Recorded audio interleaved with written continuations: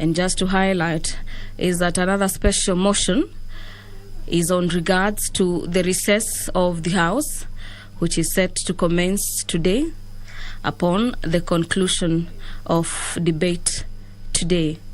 And that particular adjournment of the House for recess will go until the Tuesday, 10th of May, the year being 2022. The Speaker of the National Assembly, Honorable Justine Muturi, will be presiding over the business of the House this afternoon. I'm now handing over. We follow up on the live broadcast. Good afternoon.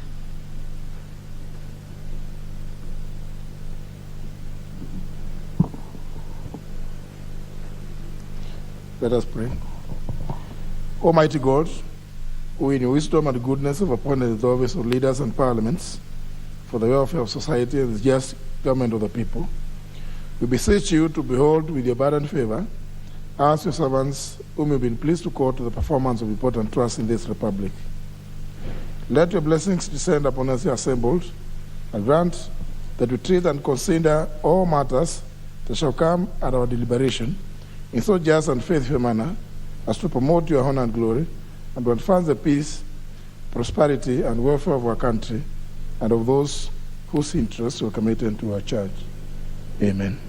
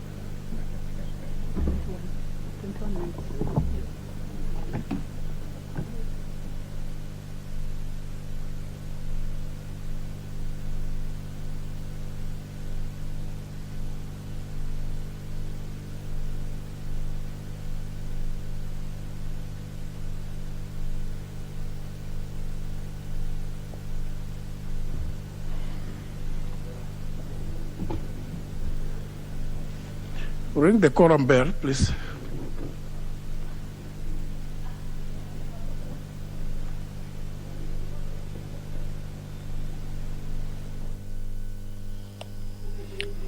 The Speaker of the National Assembly, Honorable Justine Muturi, has directed for the quorum bell to commence ringing, and this is for a period of 10 minutes.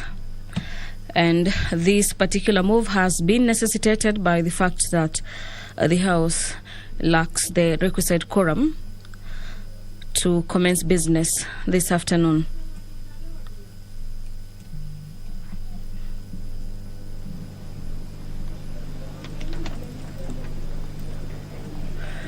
Pursuant to the provisions of Standing Orders number 28, subsection 3, and this particular standing order is in relation to the calendar of the National Assembly and the resolution of the House on Wednesday, the 2nd of February 2022.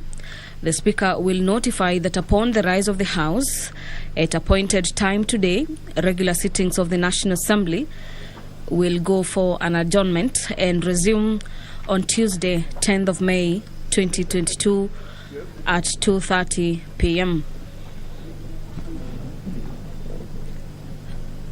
After that particular notification has been made, a question will be put for members to vote for the House to take a break, popularly known as recess, and resume with its business in the month of May. The member for Busia County, Honorable Florence Mutua, will be asking the Cabinet Secretary for Matters National Planning to explain the circumstances under which one Eric Isaiah Weunda, unemployment number 198-405-1635, also an accountant at the then Ministry of Finance, was interdicted from service on the 4th of May 2015.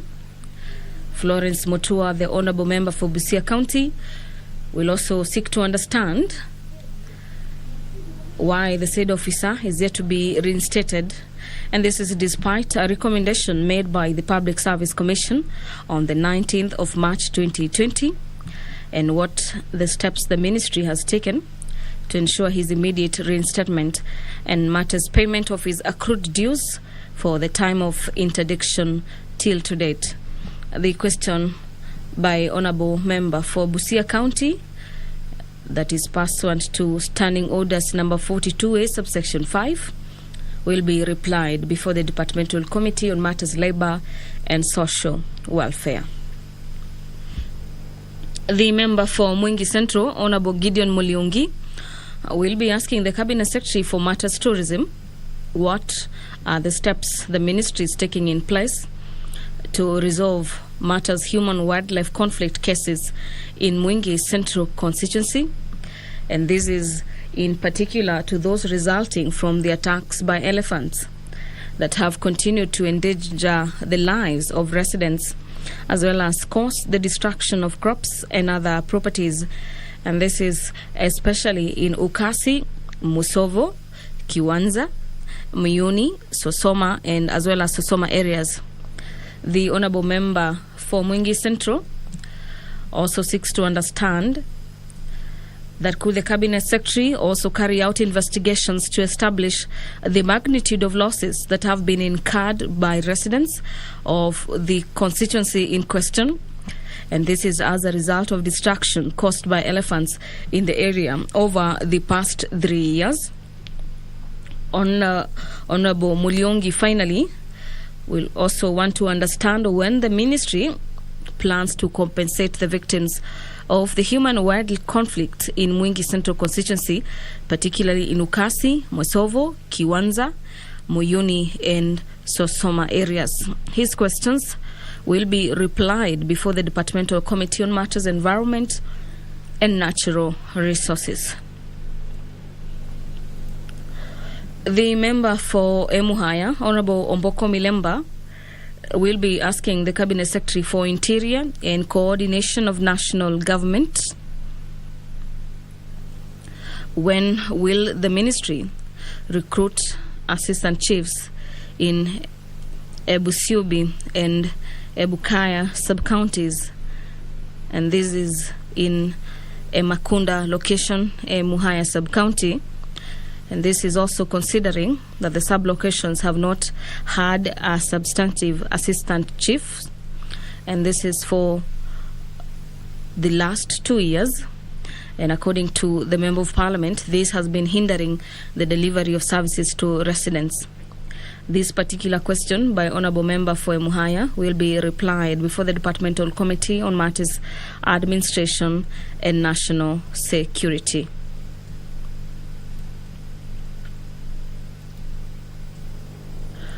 The quorum bell keeps ringing. Members of the National Assembly are making their way into the chamber 10 minutes after the usual time when business of the House is set to commence. The House is yet to start the consideration of key bills on the floor of the House. According to the signal by the Sergeant at Arms, the quorum has been achieved. I'll now hand over for the live broadcast. My name is Gladys Mungai. Enjoy your viewing.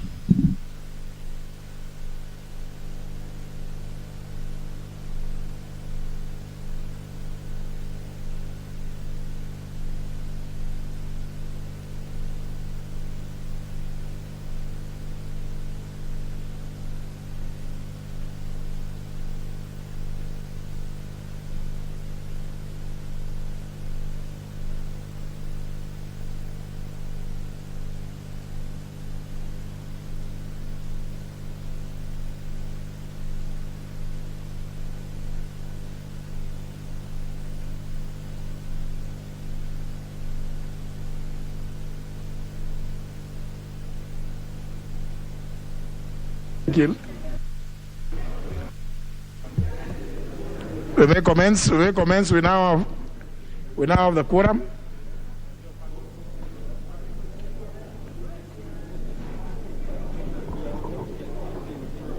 Order number 1, administration of oath. Order number 2, communication from the chair.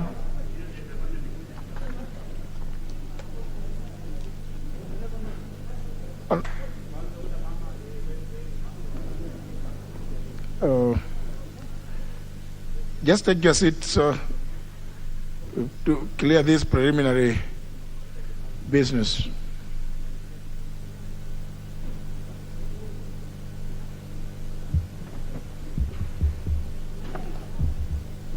Honourable members, as you are aware, the House is scheduled to proceed on a long recess from tomorrow, 15th of April 2022, to the 9th of May 2022. We shall resume on the 10th of May.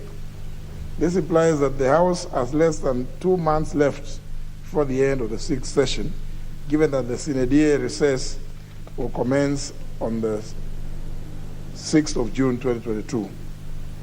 Honourable members, you may agree with me that this part of the session is always a busy one, with the budget-related businesses and other crucial business being transacted amidst the heightened activities that characterize an election year, as all our members prepare for the general elections.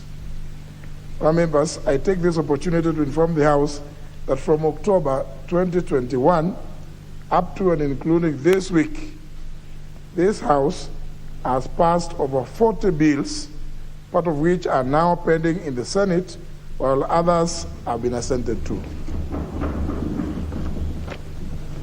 Indeed, since the last session, His Excellency the President has assented to a total of 32 bills, 30 of which originated in the National Assembly, whereas the other 2 originated from the other House. Several of these pieces of legislation were sponsored by the leader of the majority party, 14 were sponsored by committees, and 5 arose from individual members. The list of pieces of legislation assented to is as follows.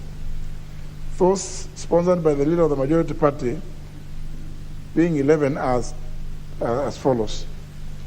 The Business Laws Amendment Act, number 2 of 2021, the Refugees Act of 2021, the Public-Private Partnership Act 2021, the Proceedings of Crime and Anti-Money Laundering Amendment Act 2021, the National Hospital Insurance Fund Amendment Act 2021, the Political Parties Amendment Act number 2022, the Tax Appeals Tribunal Amendment Act 2022, the Kenya Industrial Research and Development Institute Act 2022, the Waqf Act 2022, the Provident Fund Repeal Act 2022, and the Asian Widows and Orphans Pensions Repeal Act of 2022. B, those sponsored by committees are as follows. 1, the Supplementary Appropriations Act 2021, which was sponsored by the Budget and Appropriations Committee. The Supplementary Appropriations Act number 2 of 2021, which was also sponsored by the Budget and Appropriations Committee. The Division of Revenue Bill, the Revenue Act 2021, which was sponsored by the Budget and Appropriations Committee, the Appropriations Act 2021, the Supplementary Appropriations Act 2022, both sponsored by the Appropriations Committee, as well as the Division of Revenue Bill 2022, sponsored by the same committee. The Kenya Roads Amendment Act 2022, which was sponsored by the Departmental Committee on Transport, Public Works and Housing. The Narcotics, Drugs and Psychotropic Substances Control Amendment Act of 2022, which was sponsored by the Departmental Committee on Administration and National Security. The Finance Act 2021, which was sponsored by the Departmental Committee on Finance and National Planning. 10, the Central Bank of Kenya Amendment Act 2021, which was sponsored by the Departmental Committee on Finance and National Planning. The Perpetuities and Accumulations Amendment Act 2022, sponsored by the Departmental Committee on Finance and National Planning. The Trustees Perpetual Succession Amendment Act 2021, sponsored again by the Finance and Planning Committee. The Copyright Amendment Act, sponsored by the same committee. And the Foreign Service Act 2021, which was sponsored by the Departmental Committee on Defense and Foreign Relations. C, 5 new pieces of legislation arising from bills sponsored by individual members are as follows. The Law of Succession Amendment Act 2021, sponsored by the member for Homa Bay Town, the Honorable Peter Kaluma. Number 2, the Employment Amendment Act 2021, sponsored by the member for Gilgil constituency, the Honorable Mother Wangari. Number 3, the Kenya Deposit Insurance Amendment Act 2022, which was sponsored by the member for Imenti North, the Honorable Abdurrahim Dawood. Number 4, the Industrial Training Amendment Act 2022, which was sponsored by the member for Kiambu constituency, the Honorable Jude Jomo. And 5, the Employment Amendment Act, sponsored by the nominated member, the Honorable Gideon Ketel, MP. 2 bills originating from the Senate, first being the Early Childhood Education Act 2021 and the County Allocation of Revenue Act 2021. Honourable members, this is a confirmation of our motto that the National Assembly works for Kenyans and our results speak for themselves. I therefore take this opportunity to commend all of you, honourable members, for contributing immensely to the development of law in our country, besides deliberating on and resolving issues affecting the people, the economy, the region, and indeed for putting our beloved nation in a better place within the community of nations. I thank you, honourable members.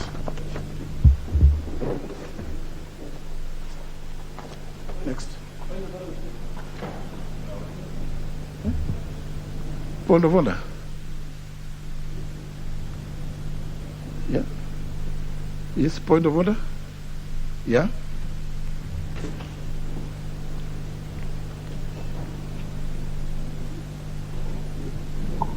Thank you, Mr. Speaker. Mr. Speaker, I want to thank you for that communication and also thank the individual members, Honorable Jude Jomo, Honorable Gideon Keter, and many others who their private members' piece of legislation have been signed by the President. Mr. Speaker, part of the laws that you have cited that has been sent to by the President is the one on the Tax Tribunal Amendment Act, which last week I have raised here that I sought a statement that the minister, purportedly, the Minister for Finance, purportedly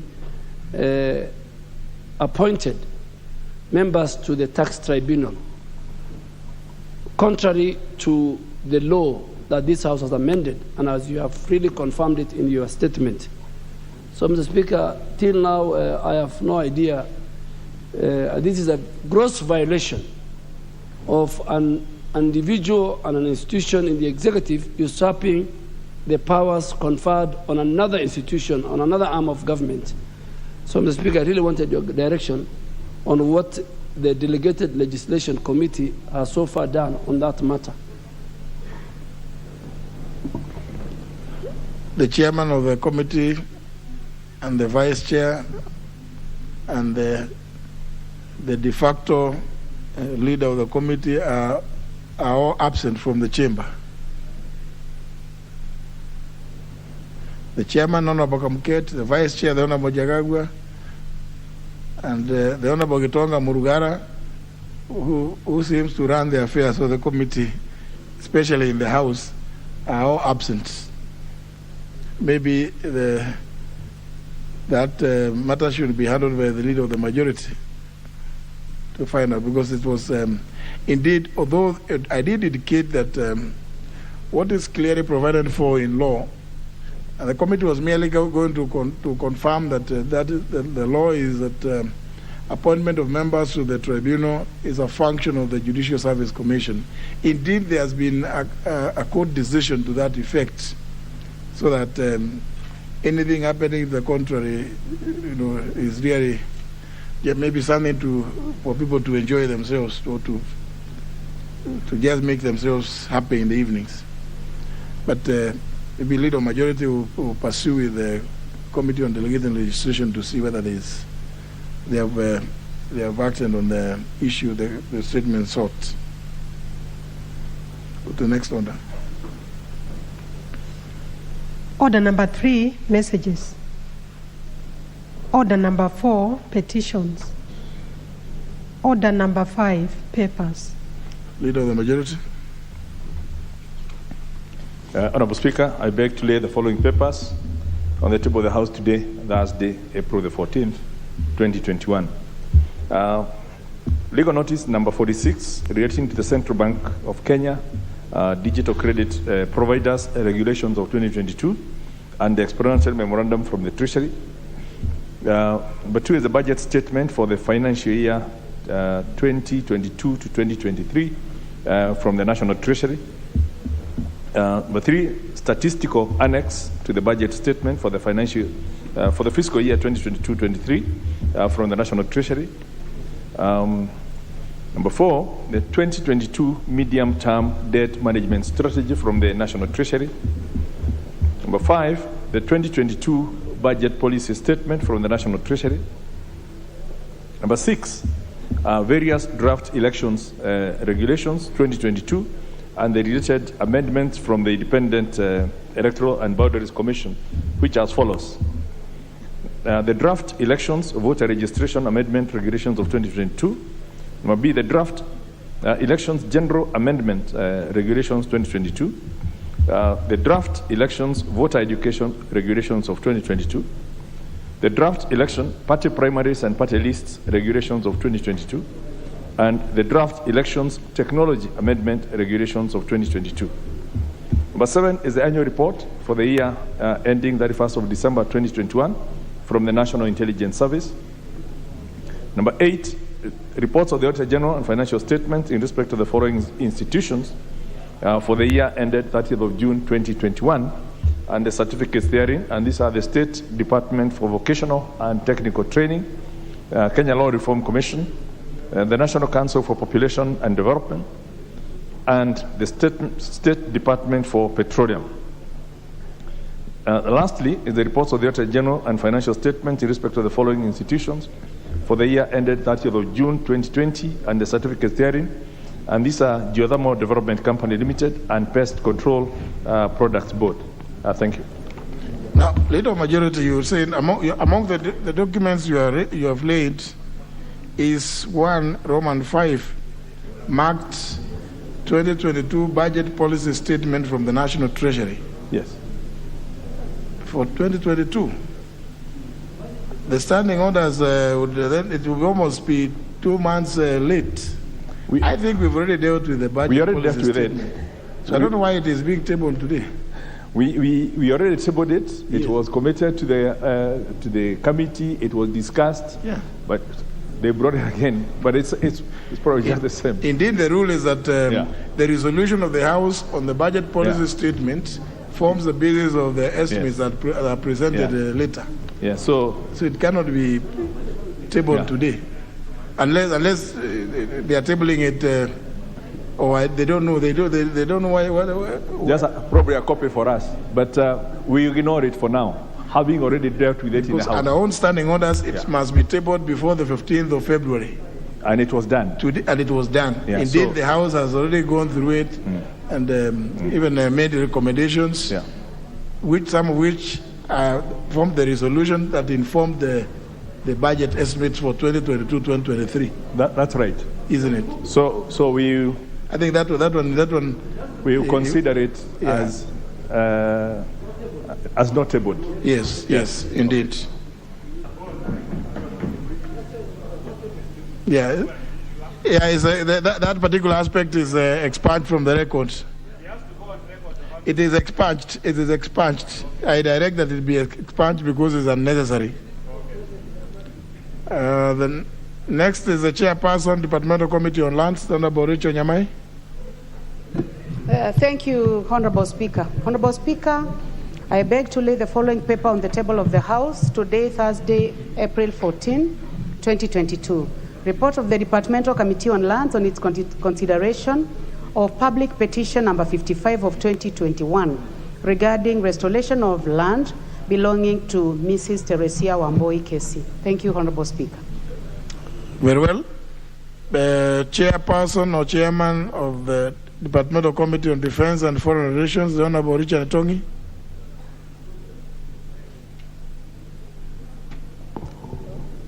Thank you, Honorable Speaker.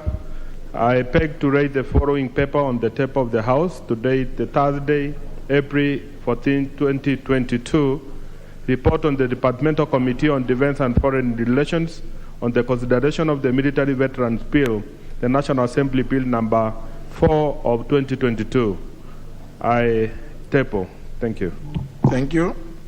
Next, the Chairperson, Departmental Committee on Education and Research, the Honorable Florence Mutua. Thank you, Mr. Speaker. Honorable Speaker, I beg to lay the following papers on the table of the House today, Thursday, April 14th, 2022. Reports of the Departmental Committee on Education and Research on its consideration of 1. The Basic Education Amendment Bill, Senate Bill number 4 of 2021, and 2. The Higher Education Loans Board Amendment Bill, National Assembly Bill number 52 of 2021. Thank you, Mr. Speaker. Very well. Next, the Chairperson, Departmental Committee on Environment and Natural Resources, the Honorable Sophia Abdi. Thank you, Mr. Speaker Sam. Honorable Speaker, I beg to lay the following papers on the table of the House today, Thursday, April 14, 2022. The report of the Departmental Committee on Environment and Natural Resources on its consideration of 1. A petition regarding negligence by the Kenya Wildlife Services in Mtutende Wildlife Circuits, and 2. A petition regarding activities of Zoya Quarry Limited in Kakamega County. Number 3, the Natural Resources Benefit Sharing Bill, Senate Bill number 25 of 2020. I table and thank you so much, Mr. Speaker.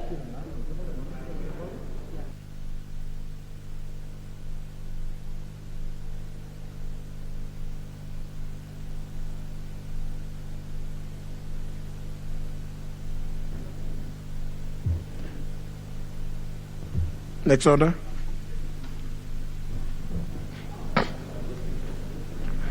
Order number 6, notices of motion. Order number 7. Sorry, honour members, before we go to order number 7, for the convenience of the House, rearrange business so that we clear the business appearing as order number 8 and 9 before we go to order number 7.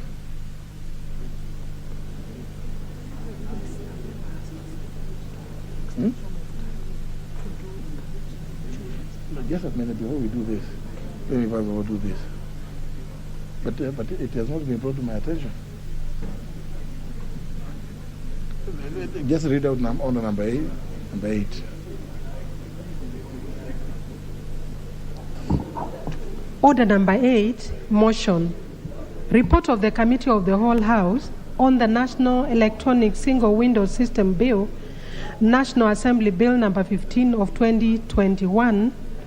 Question to be put and that reading. Bring that. Give me that. Sarah, give me that.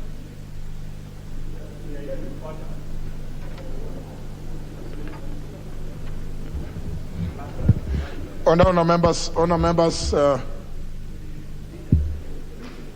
debate on this motion was concluded in the committee, and what remained is for the question to be put on agreement. I therefore put the question, which is that this House do agree with the report of the Committee of the Whole House on its consideration of the National Electronic Single Window System Bill, National Assembly Bill number 15 of 2021. Will as many as of that opinion say aye? Aye. Will as many as of the contrary opinion say nay? The ayes have it. Mover? Yeah. Honourable Speaker, I beg to move that the National Electronic Single System Bill, National Assembly Bill number 15 of 2021, be now read at that time. And let me also take this opportunity to thank the members and especially the Trade Committee for the effort and time they put on this. It's an effort that started quite a while back, and if we all know about the frustrations of clearing goods at the ports and at the various boundaries because of the documentation required, with this national electronic single window system coming into play, we will now obviously be better equipped for fast tracking of the clearing of goods, which can only be good for increased business for ourselves and the region. I beg to move and request the Honorable Mauka Maore to second. Just finish this one.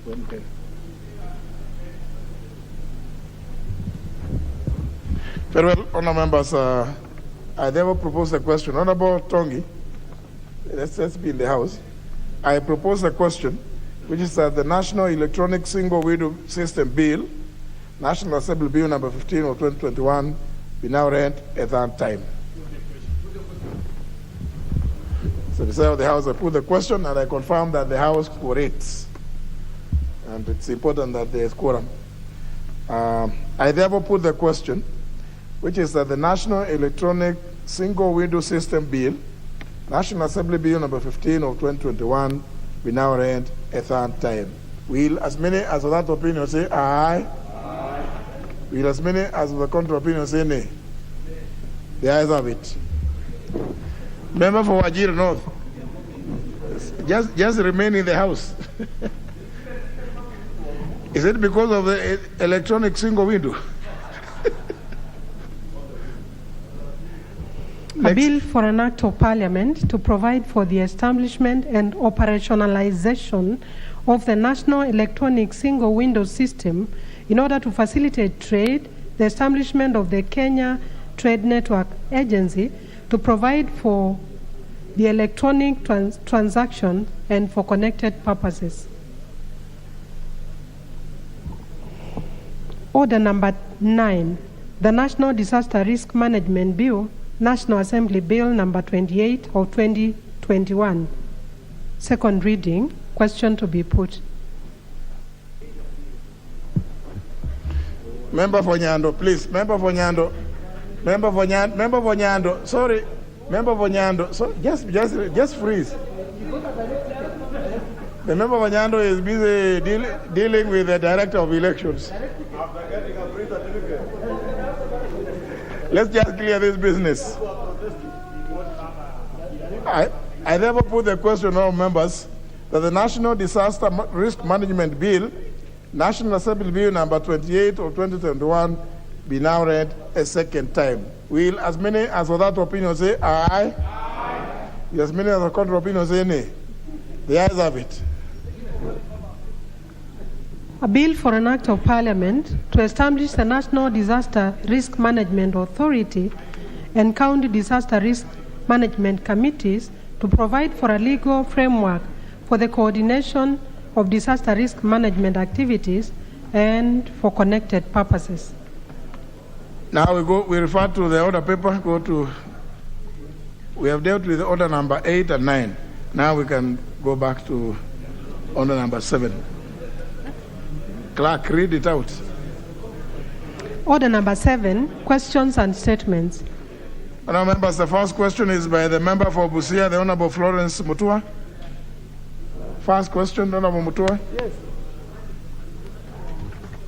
How many? The Honorable Mutua.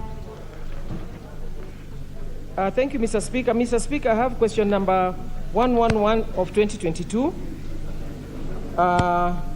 to the Cabinet Secretary for the National Treasury and Planning, and it reads, could the Cabinet Secretary explain the circumstances under which one Eric Isaiah Wewunda of ID number 7529457 and employment PIN number 198405165, an accountant in the then Ministry of Finance, was interdicted from service on 4th of May 2015. 2, could the Cabinet Secretary also explain why the said officer is yet to be reinstated despite a recommendation made by the Public Service Commission of 19th March 2020? And 3, could the Cabinet Secretary state the steps that the Ministry is taking to ensure his immediate reinstatement and payment of his accrued dues from the time of interdiction to date? Thank you, Mr. Speaker. Question will be replied to before the Departmental Committee on Labor and Social Welfare. Next question is by the member for Mwingi Central, the Honorable Gideon Mulyungi. Thank you, Mr. Speaker. I rise to ask a question to Question number 112 of 2022 to CS Tourism and Wildlife. Number 1, what steps is the ministry taking to resolve human-wildlife conflict cases in Mwingi Central constituency, particularly those resulting from attacks by elephants that have continued to endanger the lives of the residents as well as cause the destruction of crops and other properties, especially in Ukasi, Musovo, Kiwanza, Miuni, and Sosoma areas?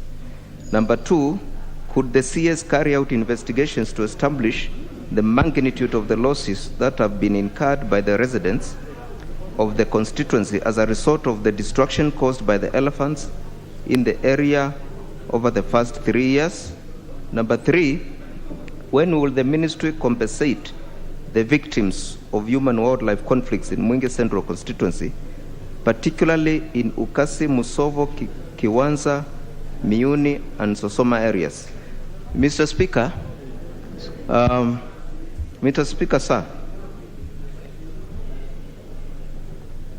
Mr. Speaker, sir, I have an issue of questions which I've asked before. Have you finished this one? Yeah, I've finished, yes. This one will be replied to before the Committee on Environment and Natural Resources. So what is the issue you want to raise? I have an issue. I've asked several questions before, and some have not been answered. And the matter was raised here in front of your Deputy Speaker, Chebo. But you need to have. Yes, you needed to raise. When did you ask the questions? I asked some questions in the last session. Last session? Yes. But that must have they have not been answered. Last session they died. Those ones died. So when they are not answered, what are you supposed to do? They just die. And you have to you have to ask them afresh. Like now I've asked this one. Yeah, it is likely to die if you don't. So I'm supposed to ask it again in the next session. Yeah. No. Next session will be actually the next parliament. It will be the 13th parliament, most likely. So when you say last session, a session ends when the House proceeds on recess in December. Yes. So if the question was asked before the 4th of December, then you must, you must have followed the communication I made, that those ones just died. They just die a natural death. So I'm supposed. So members who are in that difficulty, immediately we resumed in January. They actually went and revived their questions because that's the rules. Those are the rules, Honorable Mulungi. Okay. So if you ask them in the last session, yes, then I'm sorry, they are very dead. Then I will revive them again, Mr. Please Speaker. Thank you for your advice. Yes. Thank you. Very well. Next question is by the member for Emuaya, the Honorable Omboko Milemba. The Honorable Omboko Milemba. Okay. Thank you, Honorable Speaker. I was engaged a little with my brother, Hono Mulele, discussing local matters. Thank you, Honorable Speaker. I rise to ask question number 113 of 2022 to the Cabinet Secretary for Interior and Coordination of National Government. That when will the ministry recruit assistant chiefs in Ebusiobi and Ebuhaya sublocations in Emakunda location of Emuhaya sub-county, considering that the said sublocations have not had a substantive assistant chiefs for the last 2 years despite interviews having been done, thus hindering delivery of services to the residents. Thank you, Honorable Speaker.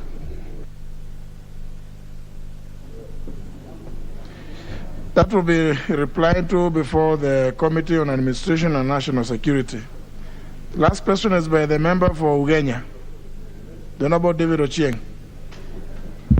Thank you so much, Mr. Speaker. Honorable Speaker, my question relates to what's ongoing in the country now about phone calls just dropping you could be on a phone call and you're being told that the person you're calling is not available and all that. So, Speaker, I wish to direct this question to the Cabinet Secretary for Information, Communication and Technology. So, Speaker, could the Cabinet Secretary explain to Kenyans where there has been an occurrence of calls dropping midway or interference with their phone calls during phone calls, including unstable network all over the country by the mobile phone service providers across the country for the last 6 months, leading to loss of business and opportunities, among others. So, Speaker, could the Cabinet Secretary explain what measures the Ministry has put in place to end the said occurrence of calls dropping and interferences during calls, including the unstable network by the mobile service providers? And how long will this last?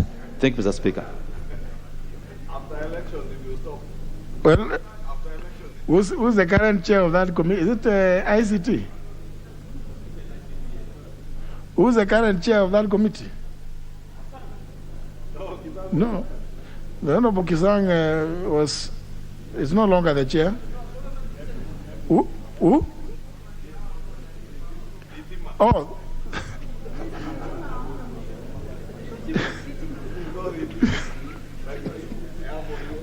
No, don't refer to people by their nicknames. Honorable Nyamai. The Honorable Jane Jiro. You have no idea she's a chair.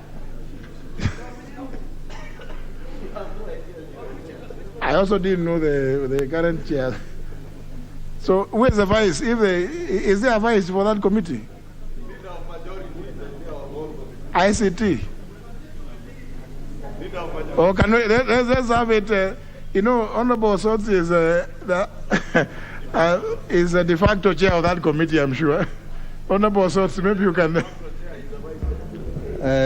Mr. Speaker, the vice chair is Honorable Nyamita, who is Honorable Nyamita, who is not Nyamita here. But I think I'll bring up the matter within the committee. Yes. Because the issue raised by Honorable Member for Kenya is very important. Drop calls and all that. Everyone is experiencing that. So I'll pass the communication to the committee. Very well. Thank you. Maybe then you can also remind the chair. Usually we require chairs to be in the house. Because yes. We'll go to the next segment. Is the statement by there's a request for statement by the member for Kikuyu. There is a request for a statement by the member for Kikuyu. Sorry, Honorable Speaker, is Commissioner Kainan and the leader of majority. You know, the way he is dressed, he looks like an elder, which he is indeed. He is a good elder from Wajir. And I was just commenting, Honorable Speaker, that during this time of Ramadan, he's usually a very good man. Honorable Speaker, I beg to read the following statement regarding the stalled construction works on the ABC Place to Rironi section of the road on the Nairobi-Nakuru Highway. Honorable Speaker, pursuant to the provision of Standing Order 44.2c, I rise to request a statement from the Chairperson of the Departmental Committee on Transport, Public Works and Housing regarding the suspension of works by the contractor on the ABC Place, Rironi Road as part of the Nairobi-Nakuru Highway. Honorable Speaker, it is of great concern that the contractor constructing the section of the Nairobi-Nakuru Highway, that is the ABC Place to Rironi area, and particular sections in Kikuyu constituency, has suspended works since early March 2022. Honorable Speaker, the contractor avers that they are owed billions of shillings by the government of Kenya, and which have remained unpaid for an inordinately long period of time, forcing the contractor to suspend works on that very busy highway. Honorable Speaker, it's noted that the contract period at the time of award of the contract was a 3-year contract, and the project was to take approximately 3 years, and it is now in the 5th year, even as it stalls and the contractor has moved out of the site. The contractor is suspending works as a result. The contractor's suspension of works has resulted in residents of Kangemi, Othero 87, and Kinoo, particularly those along the Kinoo Chiefs Collector Road and the Kariango Kanyarere Collector Road number 6, to be greatly inconvenienced, considering that the contractor had actually dug up the collector roads and sections of the highway, which are now left undone, causing a great risk to road users on the otherwise very busy highway. Honorable Speaker, it is against this background that I seek a statement from the chairperson of the Departmental Committee on Transport, Public Works, and Housing on the following. 1, could the chairperson explain when is the ministry settling the pending bills owed to the contractor as per the contractual agreements on the construction of the ABC Place, Rironi section of the road of the Nairobi-Nakuru Highway, a project that is a major link road to the greater East African region? 2, could the chairperson further explain measures put in place by the ministry to ensure that the construction works are resumed on the said road and when it is projected to be completed, including the collector roads in Kikuyu constituency and in particular the Kinoo Chiefs Road, Collector Road number 5, and Kariango Kanyarere Road, Collector Road number 6. 3, could the chairperson explain what measures has the ministry put in place to ensure that the section of the road between Kinoo Chiefs to Muthega and Kariango areas is made motorable and passable, considering that the earthworks which had already begun and which had already begun, Honorable Speaker, and were left uncompleted, and particularly during the expected rainy season, which is expected to begin shortly, this road will become completely impassable, thereby inconveniencing many residents of Kinoo, Muthega, Gaitumbe, and Kariango areas all the way to Kanyarere in Kabete constituency, and also sections of Kangemi at the bypass, the intersection at Kangemi and the bridge, which has been left incomplete. 4, the existence of dug-up trenches and holes by the contractor, particularly which is bound to immensely affect the road users and residents during the rainy season of April to August 2022, when the chairperson to indicate what first aid measures or what remedial measures the ministry or the contractor is taking to ensure that they do not put road users along the busy highway to risk. Honorable Speaker, maybe just to add, last week a resident who was an aspirant on a UDA ticket in Nandi Hills constituency lost his life in Kangemi following a road accident, and it's because of the stalled works and diversions that have been put on the road. And I am told reliably, Honorable Speaker, that the contractor has stopped works along the formerly Northern Corridor, apparently because he's owed over 8.2 billion shillings on that contract alone. And he has now completely, from the beginning of March, he has completely stopped works along the highway. If you go to Kangemi, Honorable Speaker, today, they had started working on the bridge that connects Kangemi to Loresho, and it's been left incomplete. And of course, the section that I've mentioned in my own constituency of collector roads that were left unattended as a contractor pulled out. Yet we had been promised that this contract will be completed in 3 years. With that, Honorable Speaker, I thank you. The chair of Transport Committee is certainly not in the House, Honorable Kosing. So the request will be channeled through the office of the Leader of Majority. Maybe Leader of Majority, your statement. Honorable Speaker, pursuant to the provisions of Standing Order number 44-2A, I rise to give the following statement on behalf of the House Business Committee, which met on Tuesday, the 12th of April 2022, to prioritize business for consideration. Honorable Speaker, last week, as you are aware, the Cabinet Secretary for the National Treasury and Planning did present the budget highlights and revenue-raising measures for the government for the financial year 2022-2023, and also submitted the annual estimates of revenue and expenditure for 2022 and 23 and the draft finance bill of 2022, which has since been published by the Finance Committee. Consideration of this business will require to be expedited expedited upon our return from recess, and indeed processing during the recess. Honorable Speaker, I wish to underscore that as a House, we have very limited time, as you did explain in your communication, to prosecute this and any other important business. And even as I wish members a restful working recess and the very best in the various party nominations, I request that once this exercise is over, members actively participate in the committees to enable them expedite these two key business on the financial estimate and any other urgent business before them. Honorable Speaker, upon resumption of the House on Tuesday, the 10th of May, the following business has been scheduled for consideration, which is the first reading of the following bills: the County Allocation of Revenue Bill of 2022, which we hope will have been received from the Senate, the National Rating Bill of 2022, the Public Finance Management Amendment Bill, National Assembly Bill number 16 of 2022, and the Public Finance Management Amendment Bill, National Assembly Bill number 21 of 2022. We also consider a second reading of the following bills: the Mang Bills, Mang Beans Bill, Senate Bill number 9 of 2020, the Prompt Payment Bill, Senate Bill number 16 of 2021, and the Startup Bill, which is Senate Bill number 1 of 2021, in addition to all the others we will not have completed by today.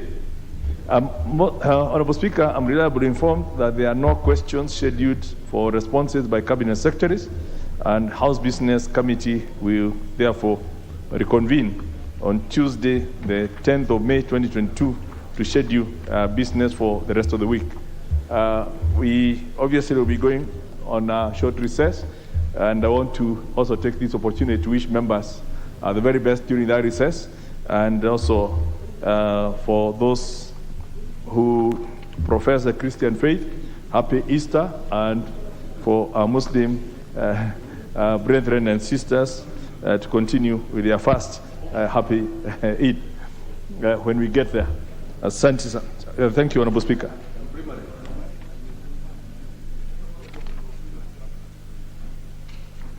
Well, honourable members, at this point, I give the opportunity to the member for Wajir, the Honourable Fatuma Gedi, who, yeah?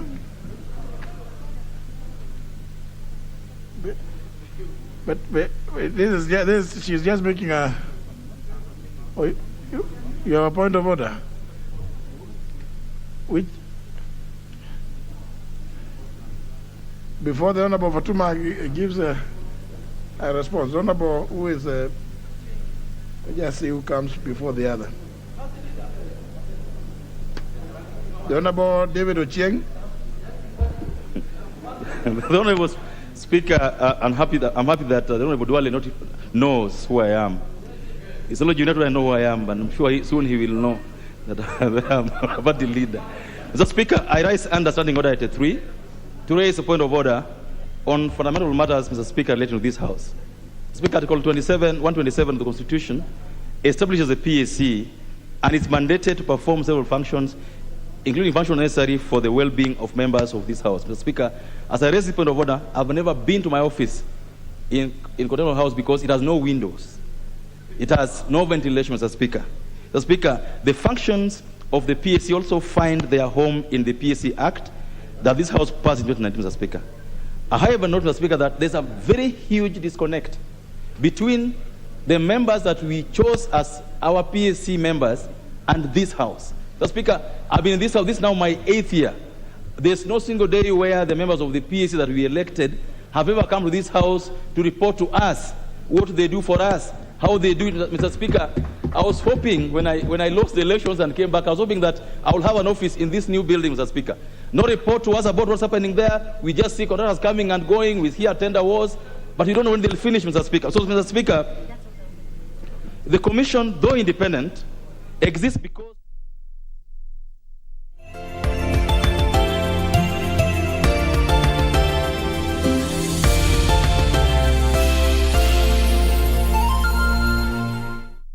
hĩndĩ ciothe. Idi mũrĩ akenu. Idi mũrĩ akenu.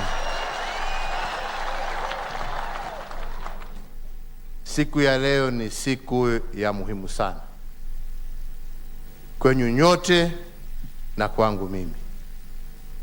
Ni siku ya muhimu kwa sababu kazi ya miaka mingi leo hii Mwenyezi Mungu ametuonekania na yatuonekera Dainia katia etiguo ati miaka yothe ya bara umuthi tugithie we celebrate Easter tukuma haha kanitha witu we kindu kiriku nyine ndacokeria Ngai ngatho kwa sababu ya hiyo, na pia nawashukuru viongozi wenu kwa sababu safari hiyo haikuwa safari rahisi. Haikuwa safari ambaye haikuwa na milima na mabonde, lakini wakaweka sifa, wakakataa kujipiga kifua, wakanyenyekea, wakafuata yale ambaye Mwenyezi Mungu alituambia, wakasameheana, wakashikana mikono, na leo hii vita imeisha na kanisa ni moja. Nataka nishukuru pia wale wote ambao tumetembea nao na wamenisaidia kwa hii kazi ambaye tuatimiza siku ya leo. Ingekuwa makosa nisipokumbuka wazee wengine ambao wamenisaidia, wazee kama Bishop Imathio wa Methodist, Archbishop ama Bishop Njenga wa Anglican, wanahusia na wale wengine wa ofisi yangu ambao wametembea hii safari pamoja na hawa wazee, na wote ambao kwa roho safi, hata kama hii haikuwa kanisa lao, lakini walikuwa wanahangaika wakiona watoto wa Mungu wakipigana na wakajitolea. Tunawashukuru kwa hayo yote. Hakuna kitu ambaye inaweza kushinda amani na umoja. Na kanitha uyu riu ni ugukura taterere imuone ugukura utuika kanitha mwe munene bururi-ini uyu witu wa Kenya, na ugukura ni undu wa urumwe. Ni turaiguithania ugukura ni undu wa urumwe. Niĩ nĩ tũcerete na inyuĩ na tũgathiĩ, na nĩ njiguaga ngĩturwo mũno nĩ ũndũ wa kanitha ũyũ. Njũĩ athuri na atumia arĩa mambĩrĩirie kanitha ũyũ, bata wao warĩ kĩ? Bata wao warĩ gũtigĩrĩra atĩ andũ aitũ nĩ maiguithania, andũ aitũ nĩ magĩa na gĩikaro mangĩhota kũrũĩra bũrũri wao na bado gũcokeria Ngai wao ngatho na kũmũhoya ahe andũ aitũ hinya mahote kũrũĩra wĩyathi wa bũrũri ũyũ witũ. Kĩu nĩkĩo kĩhumo gĩa kanitha ũyũ. Kanitha ũyũ ndwambĩrĩirio kwĩna wega, gũtiarĩ wega. Andũ nĩ kũingatwo maingatagwo makanitha marĩa mangĩ, nĩ makaga nĩ mahenia iye. Ciana citũ ikĩinganagwo rĩu ndĩkiuga ciana no nĩ ababa itũ nĩguo makĩragwo ciana ciao itingĩthoma. Aingĩ mathomithirio nĩ kanitha ũyũ, tiguo? Kwoguo kuona kanitha ũyũ watũkĩte nĩ ta kuuga bũrũri wa Kenya nĩ mwatũku. Na rĩu mwĩ hamwe, etererai muone bũrũri wa Kenya ũgĩcokanĩrĩra ũguo.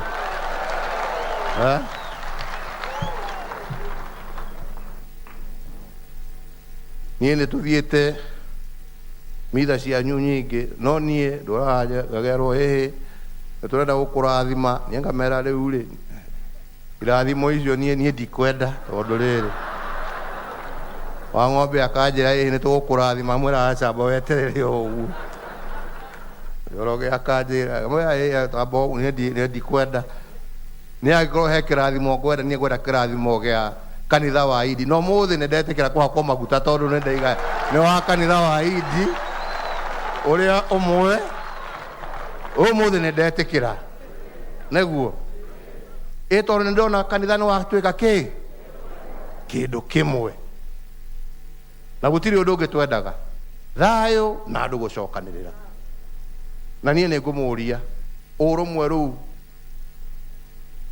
mwanyitwo muthi reke ngwire shaitani ndakomaga neguo shaitani ndekaga atia ureciria riu hau tuikarite haha ni mukenu ureciria ni mukenu amwetereirio mundu ngari-ini kana matatu iri ukuhaica ambiririe gukwira we kuhana na njuku na maheni na ki wa ng'ombe agitonya hau erwo ni Njoroge uria aroigire turarugamirite na hau na Njoroge ni uria kunjiraga muhinge matu twambararie maitho kwi mwathani ucio niwe gututongoria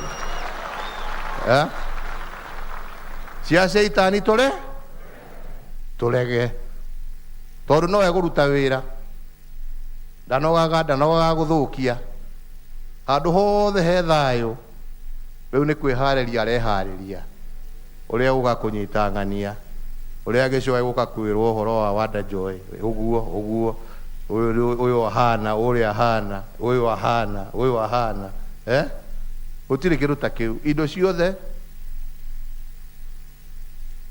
iria Ngai ekumuhe cituike ni cia gwaka no ti cia kuruja kana kubunja kana kuragana kana gutemangana maundu macio ni mathira umuthi neguo tiguo na ni gutiri kindu kingi ngoragwo ngienda wane kiugaga na matinda makinuma nie ndimeraga ariai no kiria njui o to uguo ndatawarithania na inyui na twacokaniriria kanitha wa Idi gutwarana na bururi wa Kenya kinya ndigirire no watuka kindu kimwe mende kana marege utire kundu megutuhira gutire kundu kungi turathi tuguthie na miaka iria Ngai atuhete na yakinya o mundu na 6/3 yake neguo tiri-ini wake woguo aria mareciria ati gwi kindu mareka ri kwihenia marahenia gutire kundu turathi twi guku na tugutura turwagira urumwe tugutura turwagira thayo tugutura turwagira wega wa bururi wa Kenya oria twabundithirio ni baba baitu na hau niho turi na tutikwehera ni turaiguithania andu aitu neguo uhoro wa njuku uhoro wa irumi uhoro wa uhoro wa kugeria kugayukania andu utire kindu kiega ta thayo ona aria maragio guo miaka yothe githiaga na tutiakorwo na thayo gitutiakorwo na thayo niguo hotithagia andu guthie na mbere na maundu mao na mawira mao na kuiguithania na tuguthie tukihunjagia thayo ucio na urumwe ucio angikorwo wa ng'ombe na Njoroge ni mageithania haha na muthuri mucoke munjire ndahitirie kugeithania na ngugeithania na mundu wothe urenda thayo ona inyui angikorwo he mundu ukirite hau utarenda uguo na njirani agwikite kana ni ekire umuthi kwinuka umwire wene ndakuohera neguo kumagio umuthi tugucera kana ni atia tiguo tondu uguo niguo Ngai endaga tuikare na kahinda gaka tugiuka Easter gaka ni kahinda ga kwiheana neguo aka niko kahinda karia Jesu eheanire ni undu witu ni undu wa dhambi zetu si ni kweli na ndio tuweze tuokoke na tuweze tuwe na amani. It was for healing, not for destruction. Kwa hivyo mimi nawaomba tuendelee kuwa na huo umoja ambao utatusaidia kujenga nchi ambayo itakuwa nchi ya maana, nchi ya busara, nchi ambaye Mkenya pahali popote alipo anajisikia ni Mkenya, nchi ambaye inasameheana, kwa sababu hakuna mtu akosei huyu ama huyu ama huyu, lakini tunasameheana na tunasonga mbele, kwa sababu hakuna mtu ambaye anahama hii nchi. Sini namna hiyo? Kana ni atia? Neto igwithania. Muthe dikwenda kwaria maigende na maigegiaria. No muthe ni muthenya wa gikeno, na muthenya wa gikeno nduthukagio na kurehwo maundu maingi. Kana ni atia? Aria marecia ndiretigira kuhura siasa nimeterere mekunywa na kiharo-ini ngiaria iria ndiri nacio ciakwa na uma wakwa, ndimakagio ni tundu tunini. Hapana, ndamakio nigetha thie kwao, atire gundu ukundi nikuo gwakwa na nikuo gwaku na nikuo kuorio ungi na kuorio ungi, na mundu ena haki ya kwaria na yuge uria areciria na uria arona. Kana ini atia? Mukuga atia? Etiguo githe tiguo? Kanitha ni twaiguithania bara ni ciathira? Ni twaiguithania bara ni ciathira? Ni twaiguithania bara ni ciathira? Rekei ndikimione murugame inyuothe, o mundu anyite guoko kwa uria ungi na muoe moko na iguru muge ati umuthi bara ni ciaka atia? Uria eheteirie anjohere, uria uheteirie ni ndamuohera.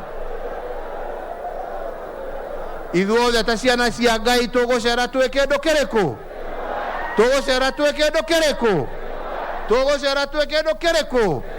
Ngai aromurathima na muige na mugie na Easter ya njega na ya baraka. Asante sana.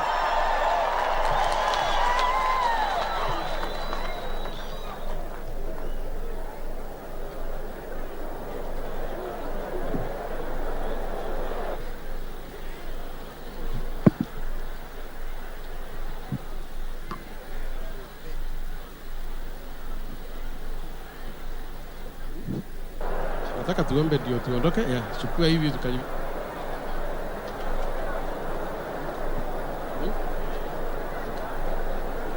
Mtangojea tuchukue baraka za mwisho.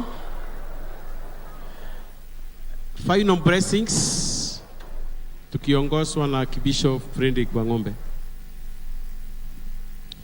Bwana Yesu asifiwe. Utikere ugame na iguru.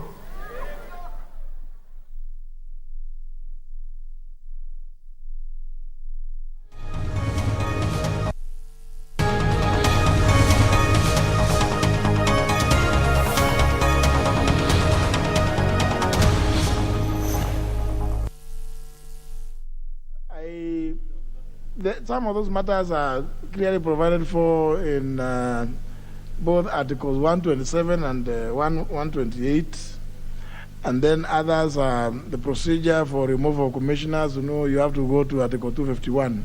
So I think that if we restrict ourselves to what the Honorable David Ochieng raised, no, so that we don't, if is it the desire of the members that we have a Kamukunji before the 10th.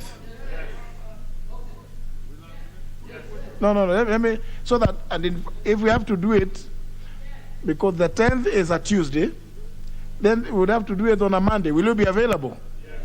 Monday 9th. Yes. What's the best time for those who come from far away in the villages? 10. No. 10th is the Tuesday. Can we say Monday 9th at 2? Honourable members, please inform those others here in this chamber, inform those other members who are not present, and because I know there's some page that you use. Where is the Honourable Atandi? The administrator. But I saw somewhere he's celebrating, but he should have come. We congratulate him here in the house. So, honourable members, so it is that there will be a Kamukunji on May the 9th, Monday, May 9th at 2 p.m. in this chamber. Please, let's all purpose to attend so that a number of the issues that the Honorable David Ochieng has raised can be conversed, and also for the Commission to brief, and if it's not able to brief, for you to take appropriate action. No, there's not debate now that, because it would be better if we can debate it then, because there is a sitting of the National Assembly. The Kamukunji will not be a sitting of the National Assembly. No, let's not go back to this one, Honorable Okello. No.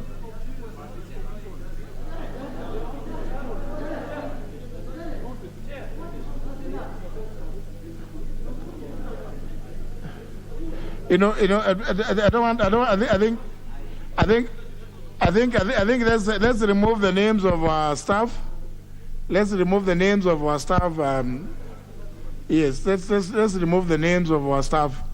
I think it's not right. Mm-hmm.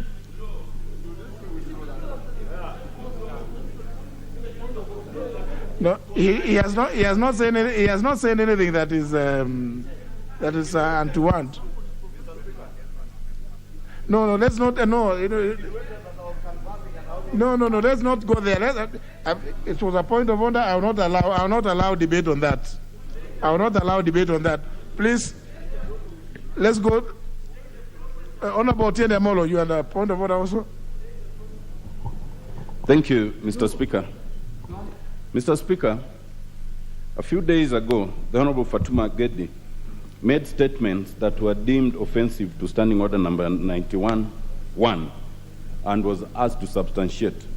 And this afternoon, I have seen her carrying a big bag that suggests that she's ready to substantiate. But, Mr. Speaker, before she does, I think there are some issues of principle that you need to guide us on, because we are on uncharted waters. Mr. Speaker, I raise under Standing Order number 1, 90 and 91 as read together with Article 51 of the Constitution. Mr. Speaker, the words that the Honorable Fatuma Gedi is now required to substantiate, and I have no doubt that she must rise to the occasion, were words to the effect that the Honorable His Excellency the Deputy President is a land grabber and that we are not safe in his hands. Now, Mr. Speaker, in that context, the standing orders require you, under Standing Order number 91-2, to listen keenly to what she says and to be convinced that she has substantiated, failing which you must then take her to Standing Order number 107. Mr. Speaker, what then you are required to be persuaded on is a matter of fact on the allegations in respect of the Deputy President. Mr. Speaker, when then you are required to make that decision, you sit in a quasi-judicial capacity. Indeed, in accordance with Article 51, you are a tribunal, and you must be impartial, and you must be independent on those questions of fact. Is it true that the Deputy President is a land grabber? Fact, which has to be demonstrated. Is it true that we are not safe in his hands? Fact, which has to be demonstrated. Mr. Speaker, it then puts us in difficulty because the Constitution describes the members of the National Assembly, the 349, and then says, and the Speaker, who shall be ex officio. But it doesn't help, because when you go to the definition, it says a member of Parliament is a member of Parliament. So is the Speaker, for these purposes, a member of Parliament who must disclose conflict of interest under Article 91 or not? Mr. Speaker, that question of fact, I think, will put you in difficulty, because we take judicial notice, Mr. Speaker, that you have found it fit to take sides with the Deputy President, which means, by definition, in terms of whether we are safe in his hands, your answer has been yes. It therefore makes it difficult for you to come to a conclusion of fact in respect of that question by this member. Mr. Speaker, I want to save you the difficulty of having to be a judge in your own cause, because that then will be a question of fact. And Mr. Speaker, the Speaker then, having decided that the matter must be substantiated, I would suggest, Mr. Speaker, that the person to make that decision should not be yourself, because that goes against the most basic tenet of fair trial, which is in our Constitution. You cannot be a judge in your own cause. And those issues are serious, Mr. Speaker. They are so serious that if the Honorable Fatuma Gedi is able to substantiate, they can even take us to the provisions of Article 94. And in those provisions, sub-Article 5, the question of removal of the Deputy Speaker for breach of the Constitution is to be initiated in this House. The Deputy President, sorry. If the substantiation was so clear that we said we don't just want to stop there, we actually want to initiate the removal, then what will the Speaker do? It puts you in great difficulty. And there's one more, Mr. Speaker. The provisions of Article 90 on conflict of interest. We are all required to disclose conflict of interest.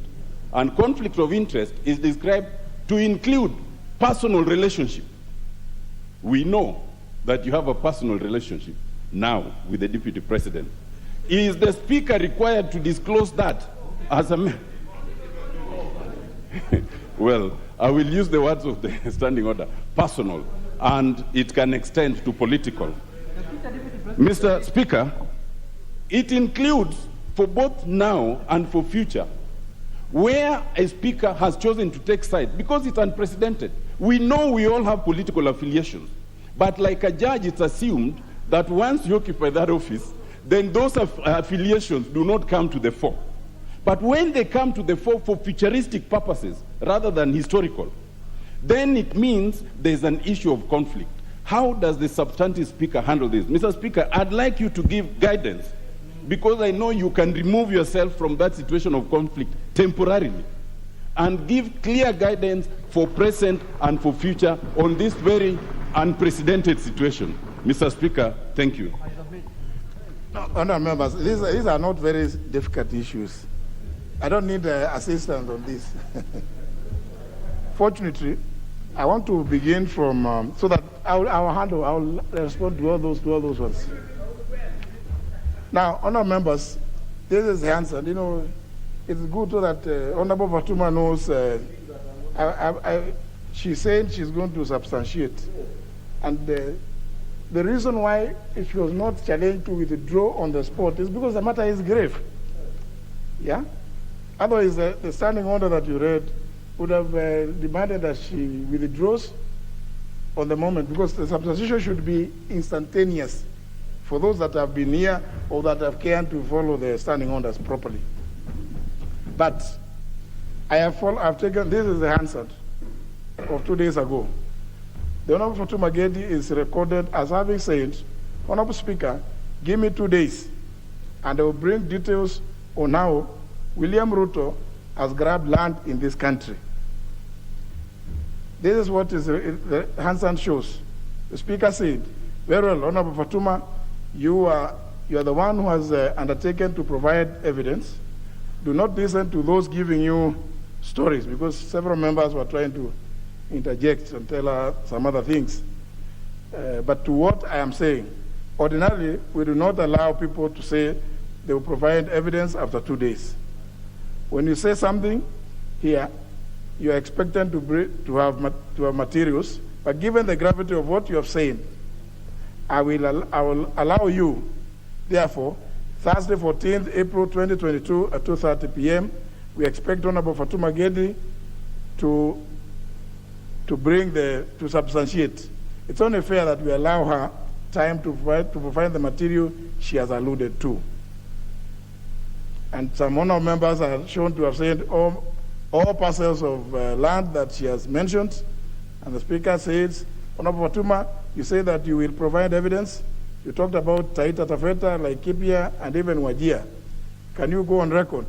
And Honourable Fatuma, and she said, and we said, I told members not to put words into her mouth.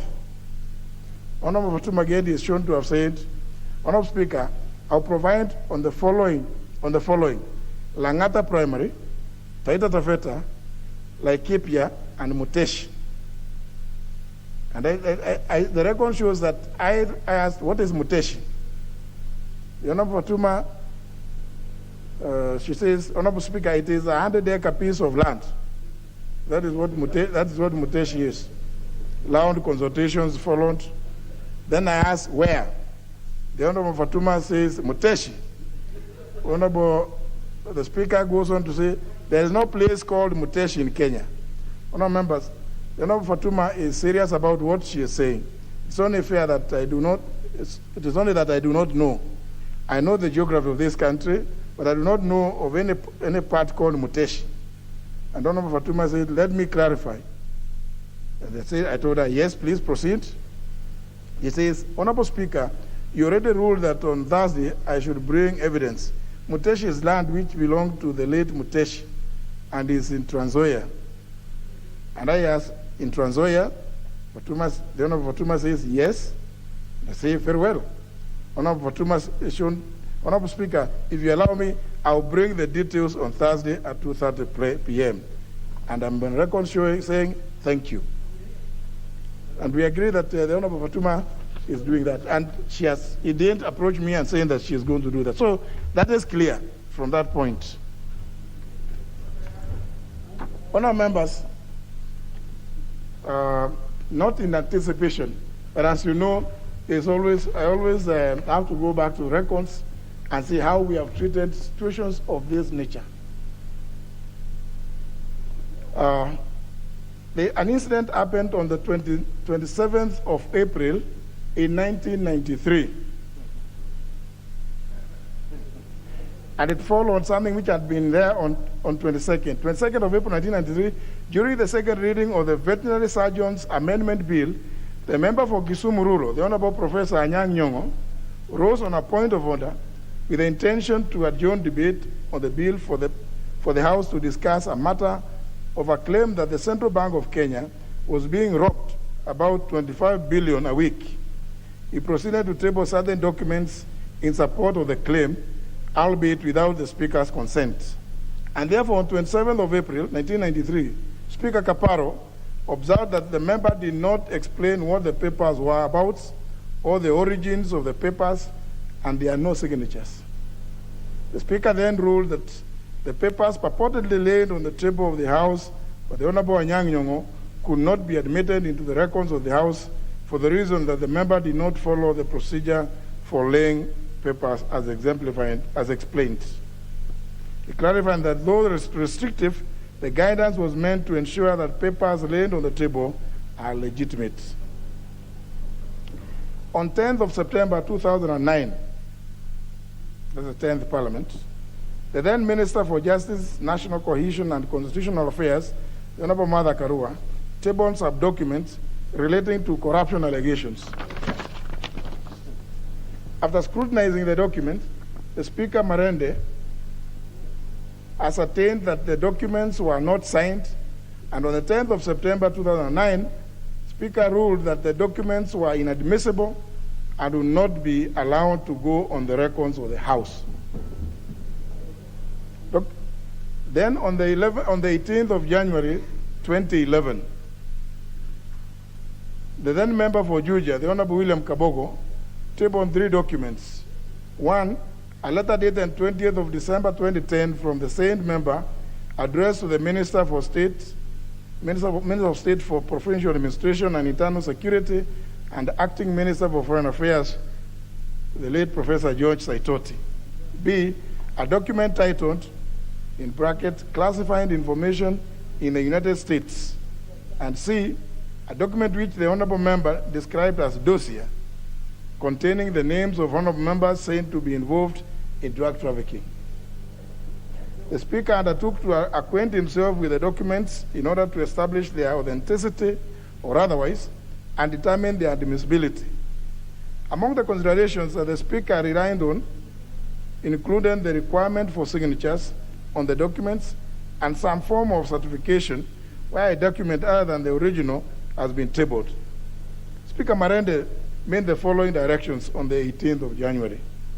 A, with respect to the letter from the member for Juja, Speaker observed that the letter had been done on the member's letterhead.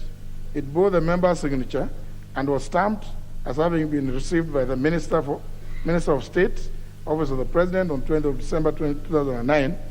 With that, the Speaker ruled that the letter was admissible. B, with respect to the document titled Classified Information in the United States, the Speaker observed that the document appeared to have been downloaded from Wikipedia website, a free online encyclopedia that contains articles not necessarily owned by anyone, and which allows any person to edit anonymously and post it as articles. The Speaker then ruled that the document was inadmissible on account that it was sourced from an unknown publisher. The source permits anonymous alteration of contents, and the article was free in the public domain. And C, on the so-called dossier, Speaker ruled that the paper was inadmissible because he noted that the document, 1, was not dated, 2, had no indication of the author or whom it was addressed to, 3, bore a stamp appearing to be for Kenya Anti-Corruption Commission, KECC, without indicating the date when the stamp was imprinted on and by who, 4, had no signature or any other form of identification of the source or ownership. The Speaker further ordered that the 2 documents be expunged from the records of the House and that all reference made thereto, the names of the honorable members in the context of the document, be expunged from the records of the House. The 4th example, and I'm doing this out of abundance of caution, because I'll deal with the smaller issue. The one which was raised by the Honorable Tiende is fairly small. I will just demonstrate. The fourth incident was, it's titled Kazi kwa Vijana, KKV program, 1st of November 2011. On the 26th of October 2011, the then Deputy Prime Minister and Minister for Local Government, while issuing a statement during Prime Minister's time on the implementation of Kazi kwa Vijana, KKV program, tabled several documents which the Speaker undertook to examine before determining their admissibility or otherwise. On the 1st of November 2011, the Speaker admitted 2 of the documents, but ruled that 1 on the Kenya Portfolio Financial Management Supervision, June 2011, interim and unvalidated reports, in-depth review of the 13th of September 2011, which was imprinted strictly confidential. They cited the following reasons for their inadmissibility. 1, it was not signed. 2, does not have a forwarding letter or detail of the author. 3, efforts to access it on World Bank website for validation were futile. And after scrutinizing the documents, the Speaker Marende then ascertained that the documents were not signed, and on 10th of September 2009, the Speaker ruled that the documents were inadmissible and would not be allowed to go on the records of the House.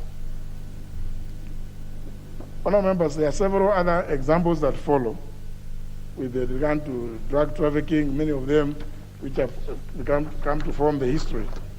The summary of all this is as follows. By established practice and procedure of the House, in considering admissibility or authenticity or otherwise of a document tabled in the House, the Speaker examines if the following.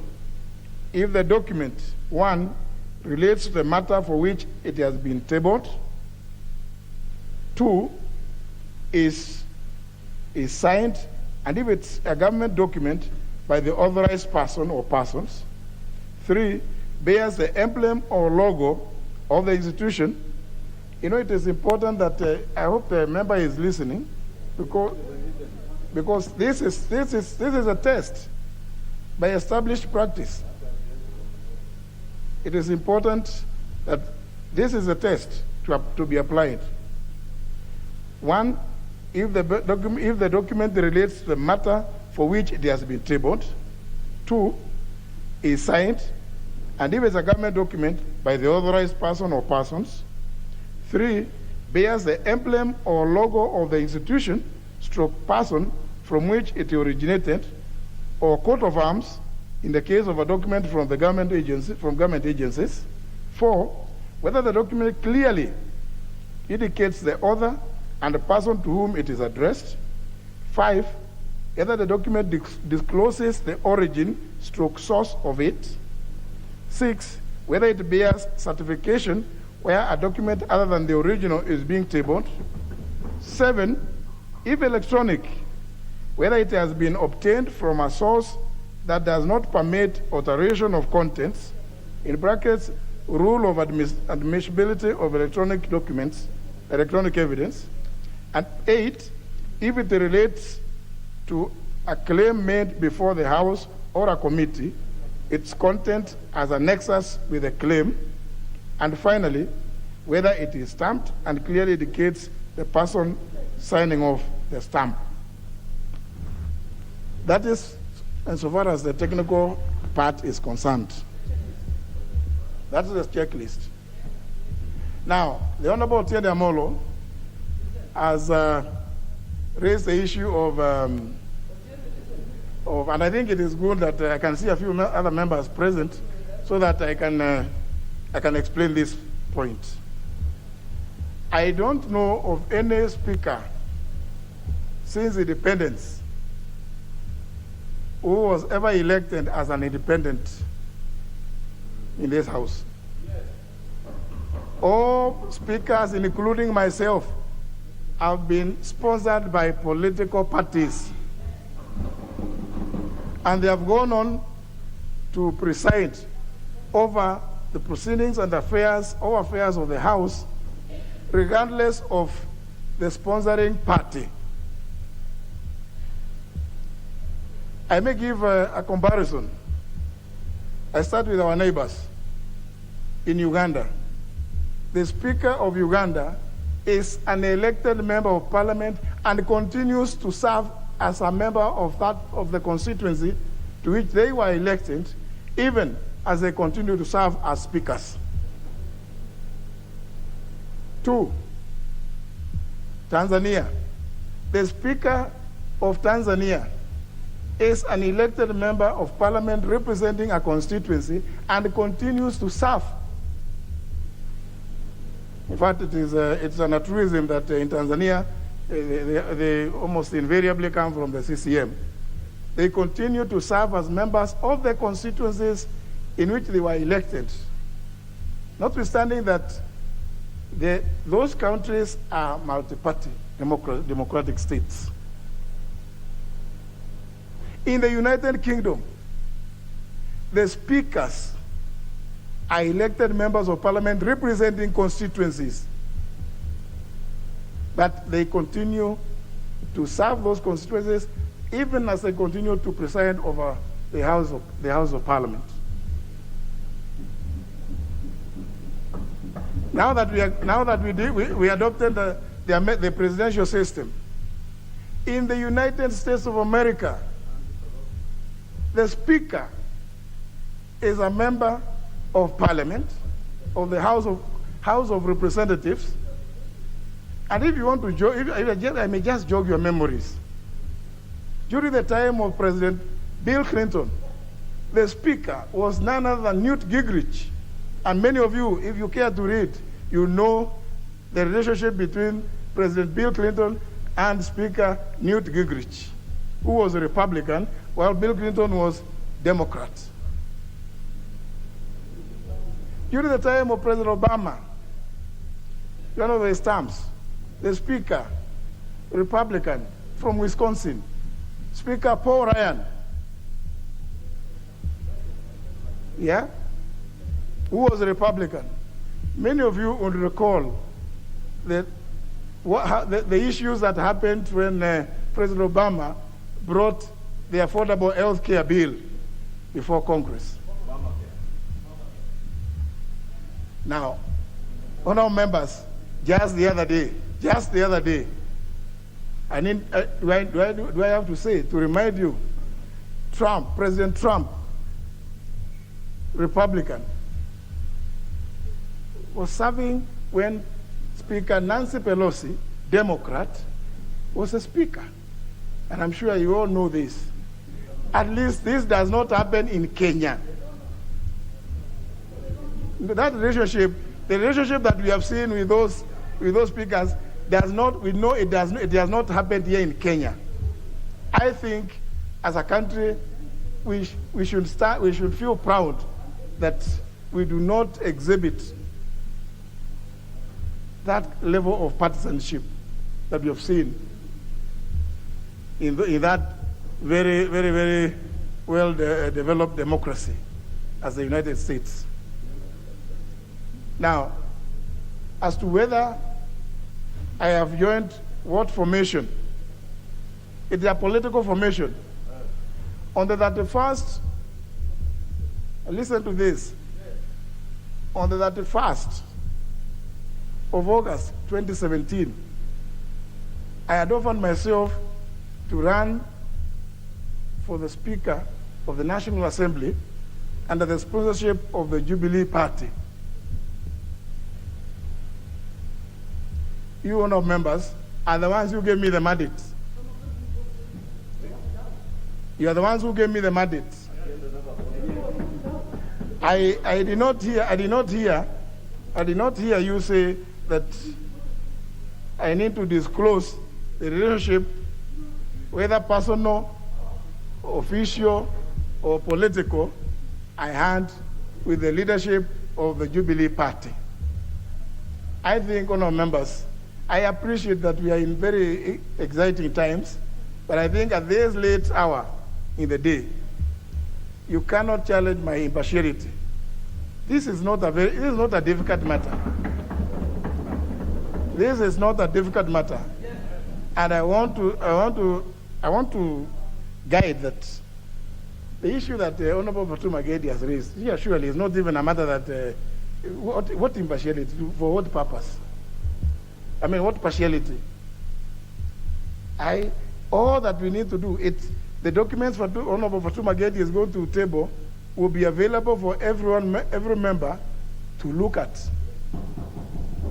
It therefore would be a travesty of justice on such monumental scales that I do not know that indeed all of you will see that they are authentic, and the Speaker rules they are not authentic. Speaker Muturi does not belong to that school. What is authentic will be authentic before your eyes as it will before mine. So honourable members, I want to tell you to relax. Just relax.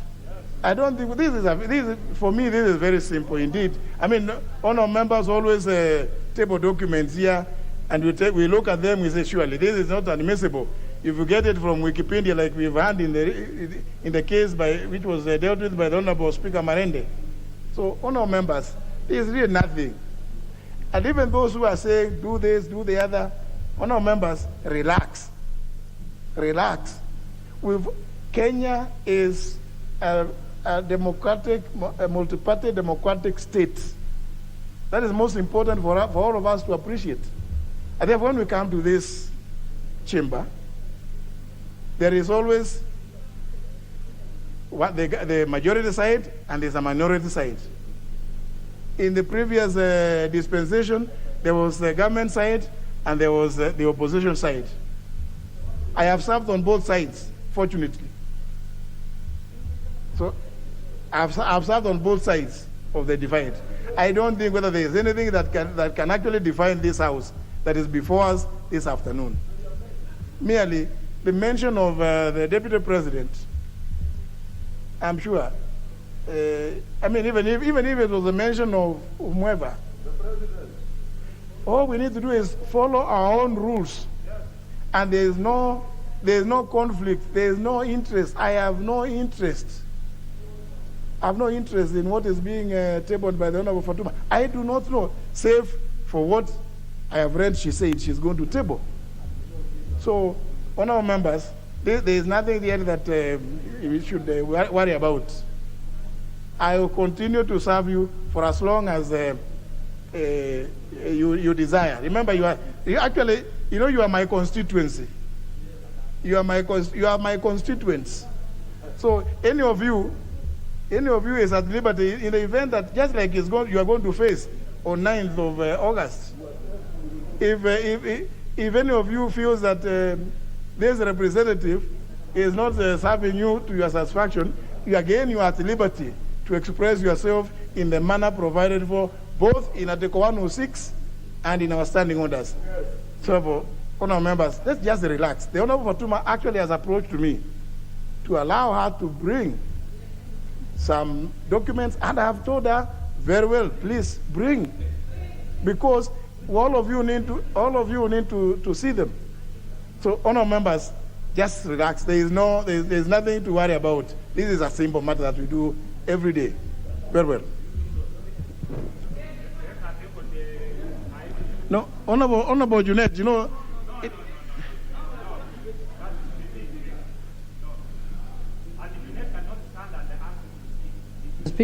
Mr. Speaker, thank you very much, Mr. Speaker, for the guidance you have given us. We stand guided, Mr. Speaker.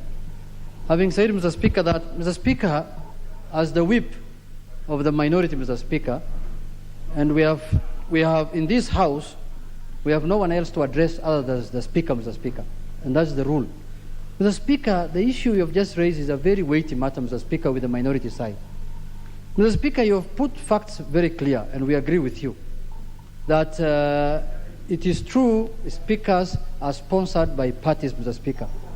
And Mr. Speaker, I remember in 2013, we sponsored Marende as the minority, and we were defeated in this House by Jubilee, Mr. Speaker. That time it was Jubilee coalition. But Mr. Speaker, also, recently, new development happened, Mr. Speaker. And we are in the season of politics. Everyone has a constitutional right to join any political formation he wants. Mr. Speaker, in the last election, you were also sponsored by Jubilee Party. But Mr. Speaker, the records that are now available politically at the registrar of political parties is that you are the party leader of the Democratic Party, Mr. Speaker. And now that is not Jubilee that sponsored you, Mr. Speaker. And you have formed a coalition with Kenya Kwanza, Mr. Speaker, which is another formation outside Jubilee, Mr. Speaker. Mr. Speaker, we have never doubted your impartiality. That I can say it on record. We have never so far, until when we saw in a hotel in Karen, Mr. Speaker, signatures and ceremony happening, you signing as the party leader of the Democratic Party, Mr. Speaker, we started now feeling that surely we might not get a fair treatment in the House, Mr. Speaker. There might be no impartiality, Mr. Speaker. Mr. Speaker, you are a man who has so much fidelity to the Constitution. I can say that also without fear, because I have served under you or with you in this House for 10 years now, Mr. Speaker. Mr. Speaker, issues that are raised here in this House, Mr. Speaker, are issues that anywhere you cannot raise it anywhere else, Mr. Speaker. We cannot speak in burials, in funerals, in rallies, Mr. Speaker. Mr. Speaker, the issues raised by Honorable Otiende Omolo, Mr. Speaker, as you have captured them well, Mr. Speaker, are issues that are going to affect us for the remaining period of this House, Mr. Speaker. Mr. Speaker, if now you are the leader of the Democratic Party and a member of the Kenya Kwanza coalition, Mr. Speaker, and you are sponsored by Jubilee Party as the Speaker, Mr. Speaker, how are you going to balance those interests, Mr. Speaker? Because the people who are supporting you now and cheering you here, Mr. Speaker, are not even people of Jubilee, Mr. Speaker. These are UDA members, Mr. Speaker. These are Kenya Kwanza members, Mr. Speaker. These are the ones who are cheering you, Mr. Speaker.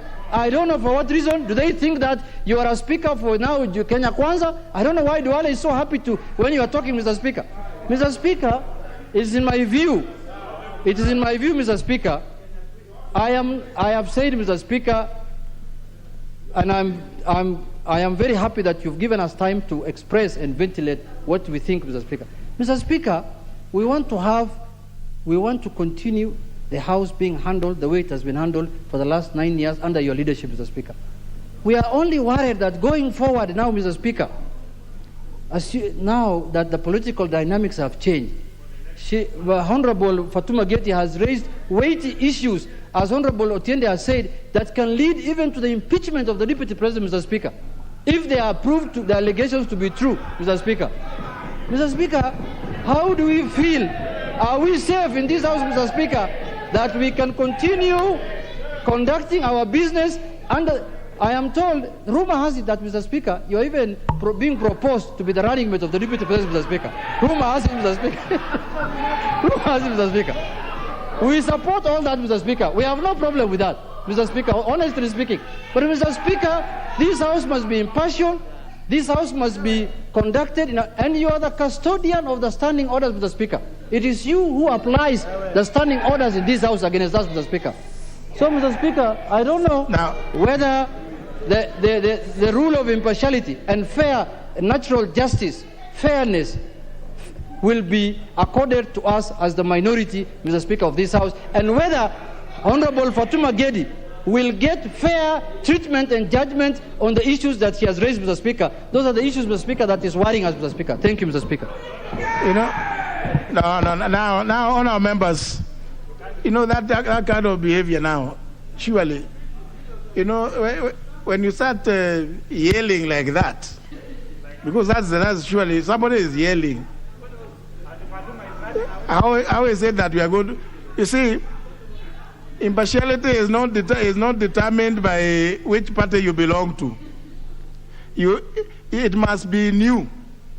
You must be able to demonstrate it. And I don't know what it is that shows that it has not been demonstrated. Now, one of members, you know, I don't want us to, you know, the Honorable Fatuma Gedi was going to, no, please. Yeah, but you know, 2 minutes each. 2 minutes each. But honourable members, before I allow you, honourable members, those of you who feel that they have, you know, if you feel that the speaker is not sufficiently impartial, please, because the speaker who is before you is unwilling to resign. Take it now, yes, we can take the bank. Please, look at the provisions of Article 106 of the Constitution. Yes. So don't. I mean, there's no need. I mean, it's not the first time that I have been sponsored. Even in 2013, I was sponsored by a party. We have worked with so many of you in very many, I don't know, in many endeavors. So let's not get carried away by the things happening around the country. Honorable Duale.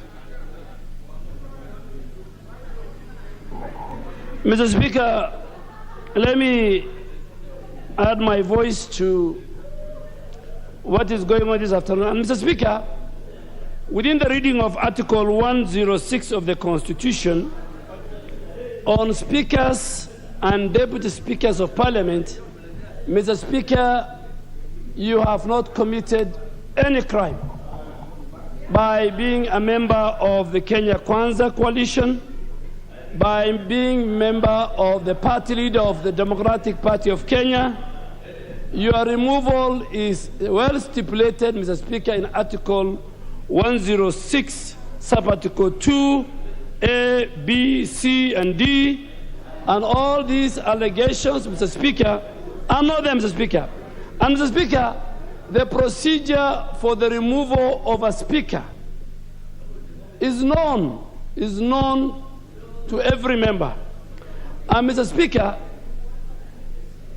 let me be very clear that even in other jurisdictions, like the U.S., and more importantly, the most important house in the U.S., the Senate, the Speaker of the Senate.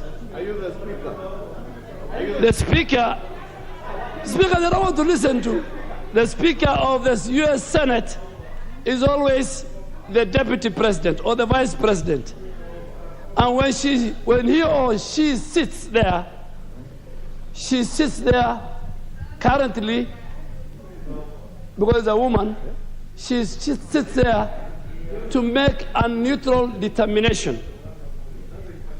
Mr. Speaker, secondly and more fundamentally, I want to confirm to you that there is no minority in this House. The minority has gone to bed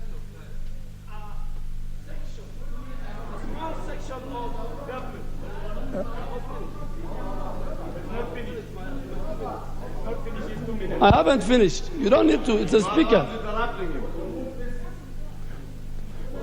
You know? You interrupt, then you start complaining. The Speaker, since February 2019, and the people of Kenya can attest to, 2018, there's no minority. The minority went to bed with some remnants of Jubilee, remnants, small group of about 25 or so. So, Mr. Speaker, you cannot speak from both sides. You cannot be, Honorable Junet cannot be in government, and when it is convenient for him, he says he wants fairness. It's fairness. The Speaker, you know, I respect elders. Now.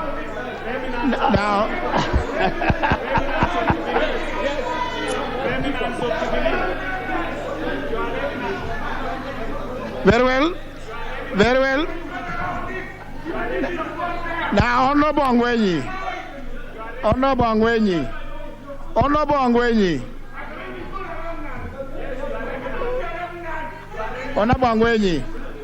That is. Why are you getting agitated? I want to give one chance to Honorable Charles Kilonzo. Then the rest we proceed with the business. Honorable Millie, before the Honorable Charles Kilonzo speaks, just a minute. Sergeant at Arms,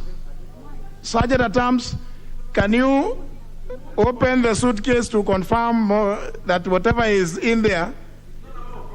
No, just a minute. This is what we administer the standing orders as you have put past them. A briefcase cannot just be brought into the chamber here. It needs to be confirmed. What are you telling me? Well, even when we admit...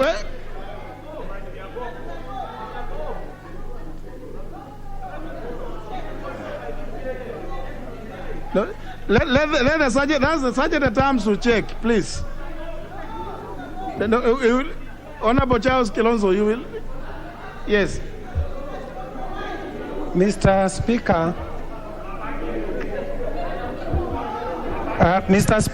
if I have your ears, Mr. Speaker, as we always say, this is a house of rules, Mr. Speaker. Yeah. And I want to invite you, Mr. Speaker. We are saying yes, what? But what decorum did you display now? What are you?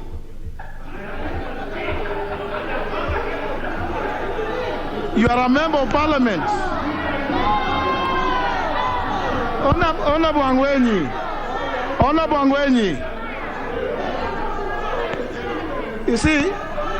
You see, Honorable Jimmy Angwenyi.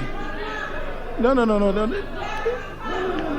You know, you honorable members, you are the ones who are getting agitated for nothing. Then the honorable only one member can speak. Thank you, Mr. Speaker. Can we allow the honorable Charles Kilonzo to speak? Mr. Speaker. Honorable Ken Chonga, don't get agitated. Let him speak.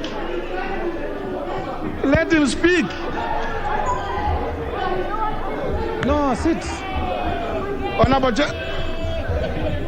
Mr. Speaker. No. Now. Can you sit down? You obstruct.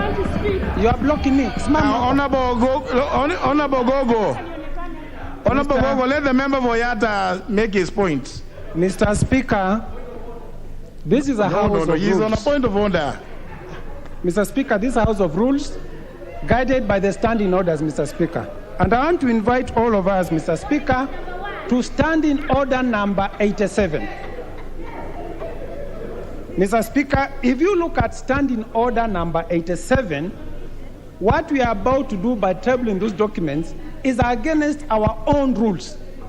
And Mr. Speaker, it is very important, whatever side of political divide you are, we stick to the rules in as much as what you are doing is likely to favor your side. What I'm saying, Mr. Speaker, being even a staunch believer in Azimio, what we are doing here is against our standing rules.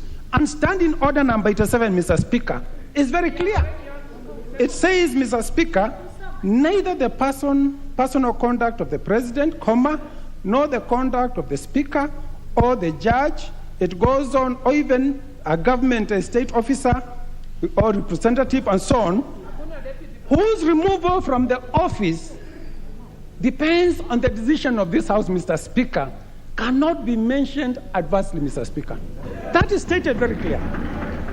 So what we are doing here, Mr. Speaker, tomorrow the other side will come up with their own documents and allege the president has done the following.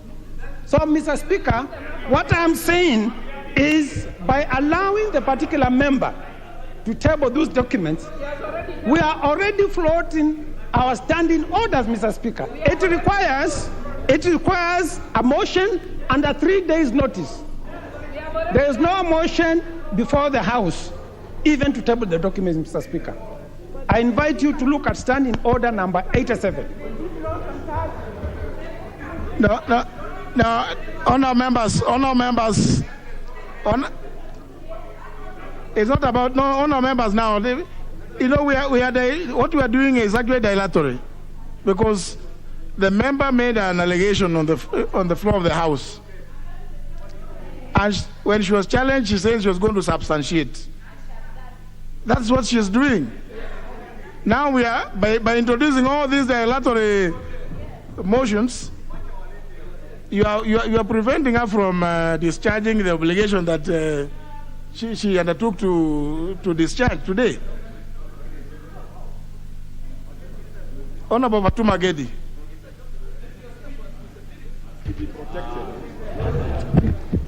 Point of order. Point of order. Now the member is she's on a point. No, she's on a point of order. Now I'm not allowed. Point of order, Mr. Speaker. She is the one who is going to. She is on a point of order, Honorable Anga. Preliminary. You know, you don't want her to. Now you see this. You can see now everybody appears to be on their own.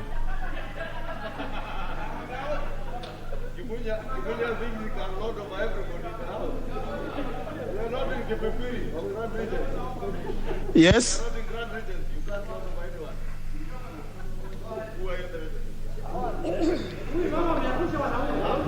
Thank you, Honorable Speaker. Honorable Speaker, preliminarily, Honorable Speaker, I would like to request you that as Honorable Gedi rises to table this very, very important documents, because today is a historic day, because we will see where somebody got a nickname from. Please, now, Honorable Anga. Honorable, what is your point of order? Order. Now, Honorable Speaker, my point of order is that there is a habit that when this kind of important motion is going on, a lot of interruptions will come up from people who feel, rather than letting Honorable Gedi finish her statement, they want to interrupt her as a strategy for not letting this matter go to the public. So, Honorable Speaker, I just wanted to request for your protection she does protected. It and finishes it. The Honorable Fatuma Gedi is protected.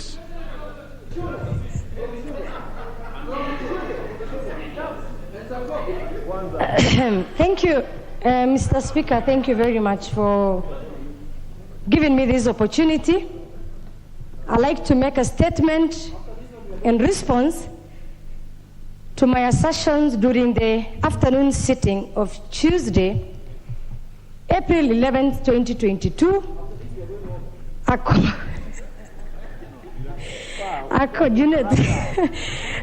accordance with the Standing Order 91 and the Speaker ruling. Mr. Speaker, I want to thank you for giving me this opportunity to bring to the light matter that needs careful consideration. This House and the wonderful Kenyan voters who will have sacred mandate to elect Honorable Fatuma Gedi. their leaders. let me just help you. You know, there's really no speech. No speech. It is just to bring the documents here. No. Please. Mr. Speaker, Please. I beg, Mr. Speaker, I'm laying the background. I'm the one on the chair. Honorable Fatuma Gedi. Just, you know, it's the documents. There, you say, there's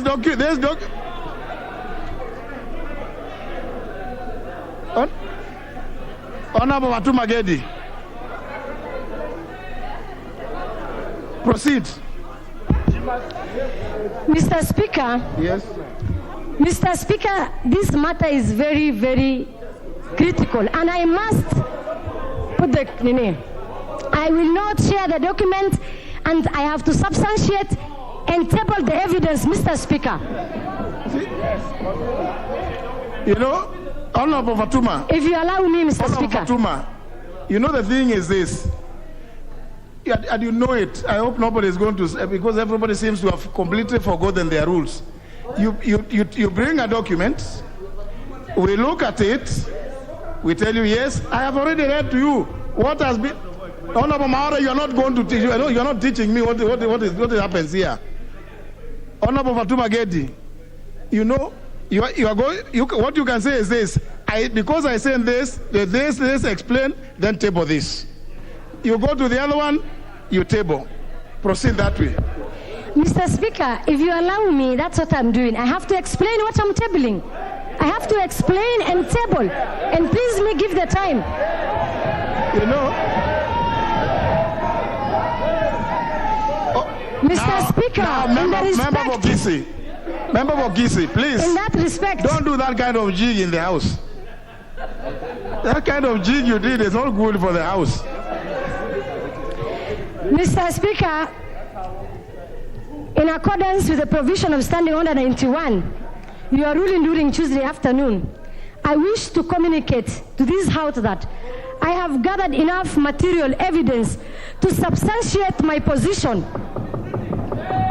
that we are not safe in the hands of Kenya Kwanza presidential candidate. And he has the impeccable records of land grabbing and the use of his position of influence to intimidate even children, Mr. Speaker. I have the pictures I will table of Langata Primary School children being tear gassed by police officers. The horror and the nightmare of the Adrian Muteshi at the hand of William Ruto. Honorable Speaker, let me begin with substantiation.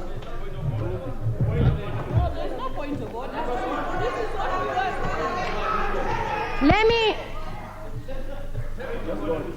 No, please. Let her. She was looking for the document. You know, she said, when you say one thing, exactly, that's the way to go about.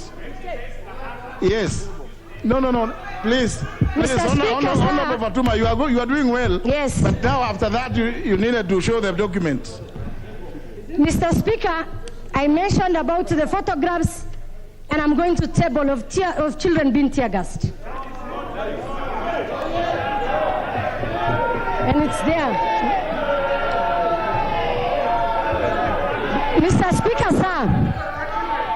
Mr. Speaker, let me begin with the substantiation of my assertion that William Ruto grabbed the belonging to Adrian Muteshi, a parcel of land, 33 Tapsogoi, of which Albert was given vacant possession in 1968, subsequently raised with a deed was issued on 17th March 1989.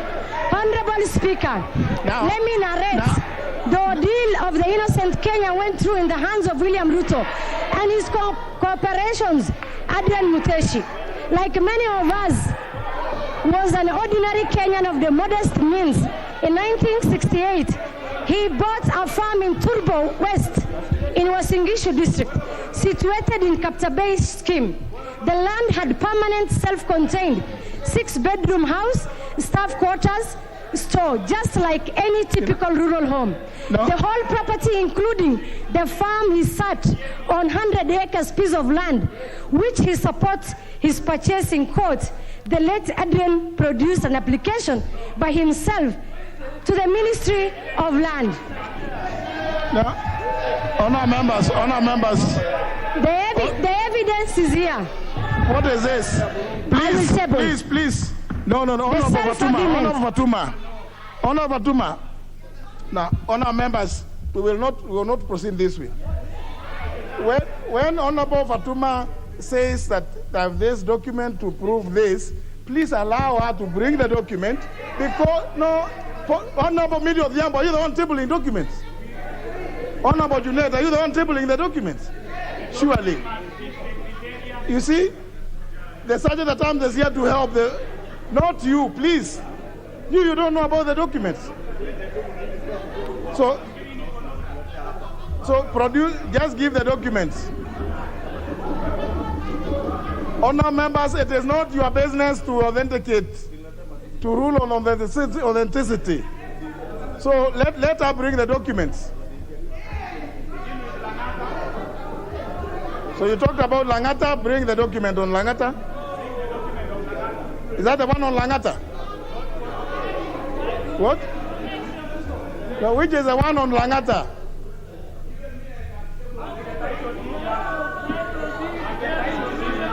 What is this? Surely. What is this?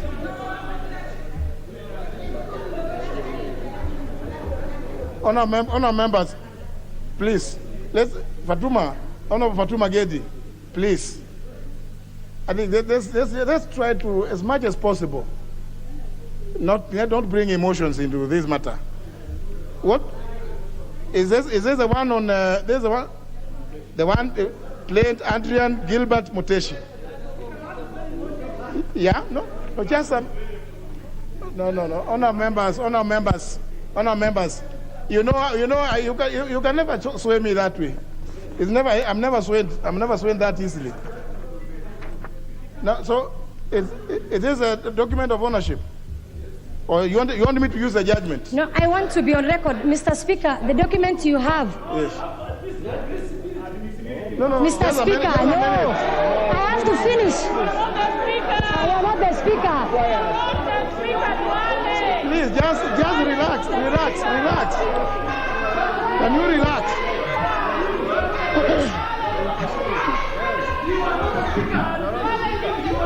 So now, Honorable, what is wrong with this one? Honorable Millie Odhiambo, please. And I'm not. No. You cannot make it impossible for even. I'm trying to get what Honorable Fatuma is tabling. You are almost singing. I don't know. Surely. No. No, but you see, Honorable Millie, I thought you should be the first one to really want us to conclude this, because you have some other business which you have already approached me about. Now, why don't we complete this one? Eh? So, Honorable Fatuma Gedi. So, is this the one you? Mr. Speaker, you have 3 documents. Yeah. One is the statement I have. This is one of them. Number 2 is the court ruling on the judgment. Sorry. The High Court judgment. The High Court judgment. Number 3, you have National Lands Commission's report. And allow me, Mr. Speaker, to finish one by one, then I table. Allow me to finish. Yeah, take me slowly. Honorable Fatuma Gedi. Honorable Fatuma Gedi. Yes, Mr. Speaker. So, no, honorable members. No, those ones cannot help you. They don't even understand the procedures of the House. Honorable Fatuma, you have given me these 3 documents. So, now look at the grandfather of the House is saying 1. The Honorable Fatuma Gedi has actually said, and there are 3. Yeah. So you see, you are shouting 1, but she has, if you don't listen, I can see you are in a different world. Honorable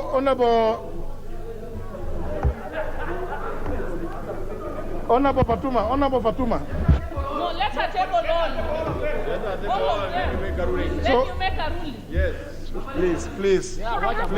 Don't guide me. Don't guide me. I know what's supposed to be done. The Honorable Fatuma, you see?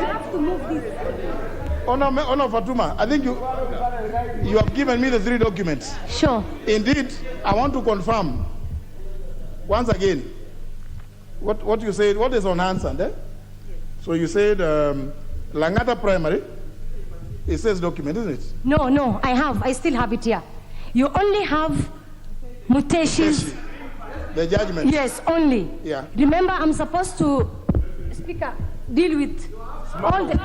Just stand Mr. Speaker, why I wanted me to do my submissions, at the end of the submissions, I tabled the evidence, one by one. So what you have is Muteshi. You don't have Langata Primary yet, I have it here. So allow me to finish on Muteshi. I move to Langata Primary, then I submit the evidence. But Honorable Fatuma, what you are telling me you want to finish with Muteshi is this court judgment. But I'm doing my submissions, Mr. That Speaker. you want to summarize the judgment for me to understand or to... For my submissions, Mr. Speaker. What submissions? Allow me to finish. What submission? I have my points here, yeah. Allow me to finish. What submission? On that case, I have to substantiate, Mr. Speaker. No, Honorable Fatuma. You are not substantiating about the case. You are just, you talked about Muteshi. And you say you have, Mr. Speaker, so do you want me to table everything without talking? Should I just sit? Honorable Fatuma Gedi, please. No, Honorable Fatuma Gedi, you are the one, these others who are telling you this or the other, they are not the ones who made the commitment. You are the one who made the commitment about the documents you are going to bring. So you are going to table a document on these 3. That's what we want. Yes. No. Don't give us other news. Proceed. No. Let her finish. Now. What speech? Mr. Speaker, the sale is okay. Mr. Speaker, the sale agreement and the loan agreement which he had borrowed to aid his purchase as evidence of the purchase of the now grabbed land, and upon which the court relied to find in his favor. After the purchase, he was given vacant possession, meaning he had the right to occupy and use the land as it was. He then developed the land by fencing it, cultivating it, and planting crops. You know the typical life of a real hustler, not these fake ones in political rallies. Honorable Fatuma Gedi. And in the street of Nairobi. He lived with the family on the farm. Honorable Fatuma Gedi, let me tell you, I'll do this now. If you are not going to table these documents, I'll rule you incapable of doing so, and I'll proceed to make my decision. Please table the documents. You are not able to? It doesn't matter. It does not matter.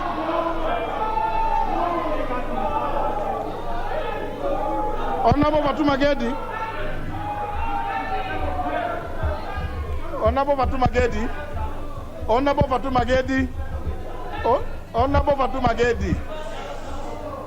Fatuma Gedi. Table the documents you promised to table. Table the documents you promised to table. Nobody required you to come and make a speech. Honorable Fatuma Gedi, table the documents. If you don't want to table, you can follow whomever.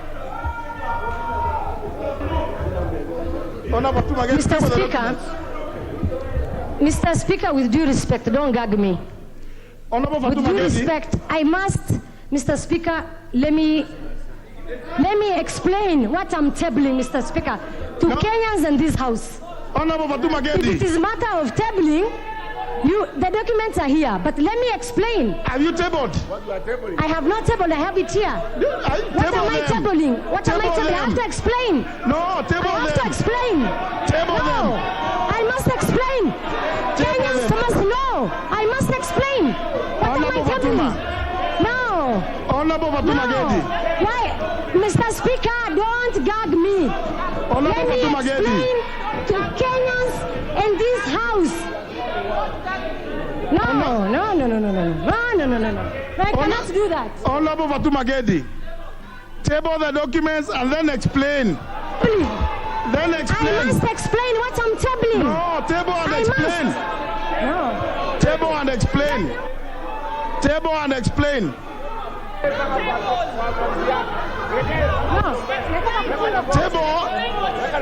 Table then explain.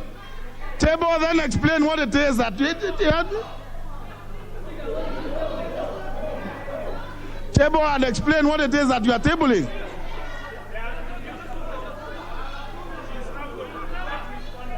Honorable Fatuma Gedi. Honorable Fatuma Gedi.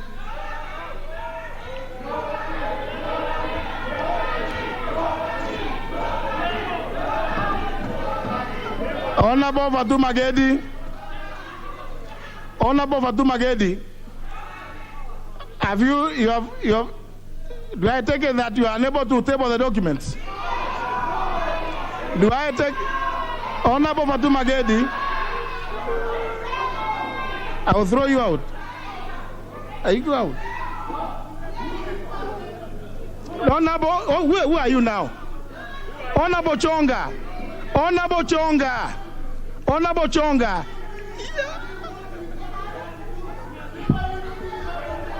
Honorable Chonga. Honorable Chonga. You are not the one going to determine how she is going to do to table documents. Relax. Why? Relax. Proceed. Proceed, Honorable Fatuma. Proceed.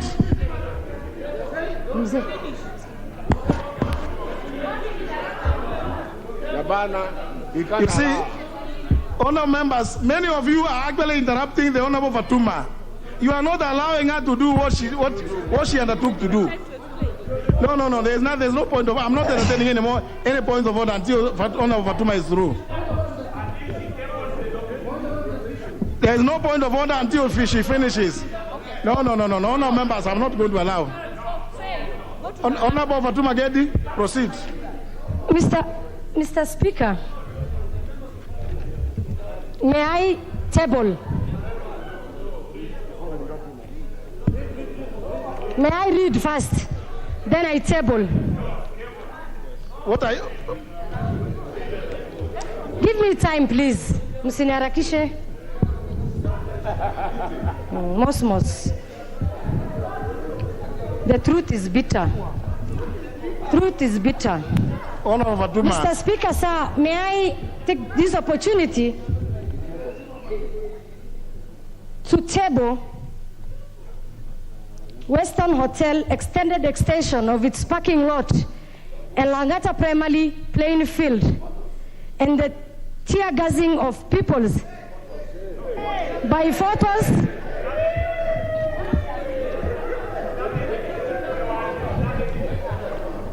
The point of question is Western Hotel and Kenyan Civil Aviation Authority is still active case in court.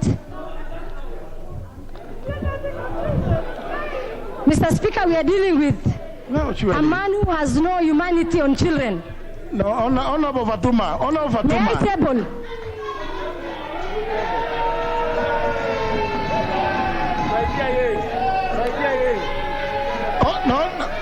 Honorable Wanga, get back to Honorable Wanga. Go back to your seat. Honorable Wanga, go back to your seat. Honorable Wanga, Honorable Gladys Wanga, Honorable Gladys Wanga, Sergeant at Arms, Honorable Wanga, get back to your seat. Go back to your seat. This is not. I mean, what are you doing here? Surely, no. Let the Honorable Fatuma knows what it is that she has brought. Unless you are saying she took them from your house.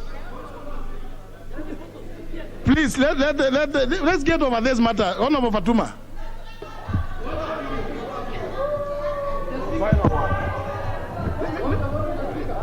No point of order. Honorable Fatuma. Honorable Fatuma, just go on. Allow Mr. us Speaker, to, sir.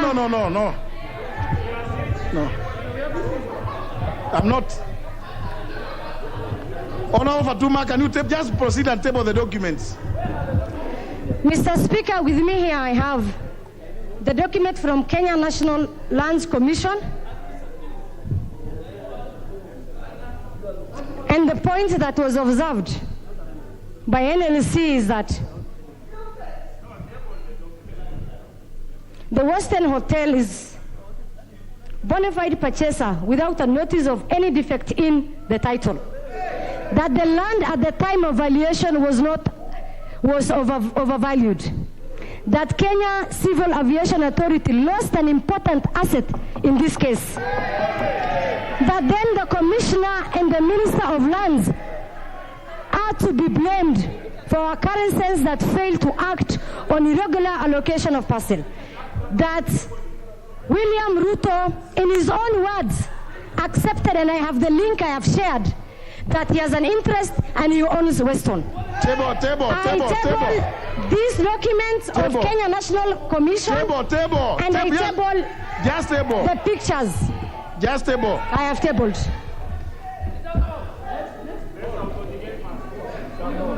Proceed. Honorable Junet, I've said until she finishes. No. You people, we never came for this. Let her table the document. Mr. Speaker, the third... this is on Langata. You have Langata and you have... Yes. Then proceed to Taita Taveta.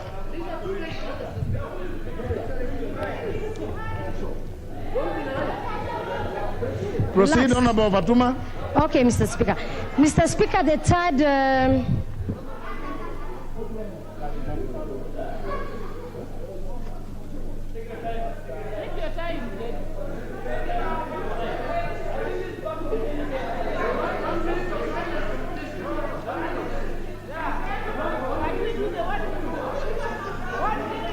Fatuma, Honorable Fatuma, please. You have two others. Honorable Fatuma. Honorable Fatuma. Order members. 1 minute of silence, Mr. Speaker, in honor of Muteshi. Honor members, don't. This is not. Why are you bringing all this drama? Why are you bringing all this drama? 1 minute of silence. You know? Honorable Fatuma. Honorable Fatuma,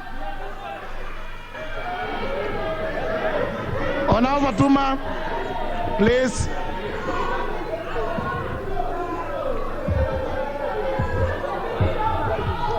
Honorable Fatuma. Mr. Speaker, the third... Mr. Speaker, I used to tell this House while I was gathering the material, the information. Okay. No. Who is giving? Who is? Why are you sitting down? Junet is my leader, and I have to. So no, Honorable Fatuma Gedi. Mr. Speaker, I'm not going to entertain those jokes. Mr. Speaker, I'm sorry, but you know he's my elder brother, so it doesn't matter. Culture, even if it's your father, I cannot stand when he's talking. Even if it's your father, so, you are in the National Assembly. We are in the National Assembly. Honorable Fatuma, I rule that you have nothing to.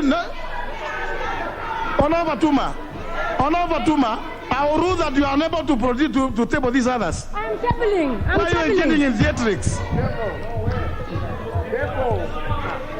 Mr. Speaker, the third reports that I wish to table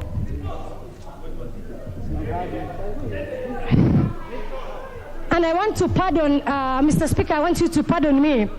On Tuesday, I talked about Laikipia. Yes. But I meant Transmara. You know, I meant Transmara, the late Vice President Murungi's land. have it here. And not Laikipia. I'll go by what is here. Honorable Fatuma. Honorable Fatuma Gedi. Honorable Fatuma Gedi. I came with a handstand. So we are not going by. Proceed. Give her. Mr. Speaker. Mr. Speaker.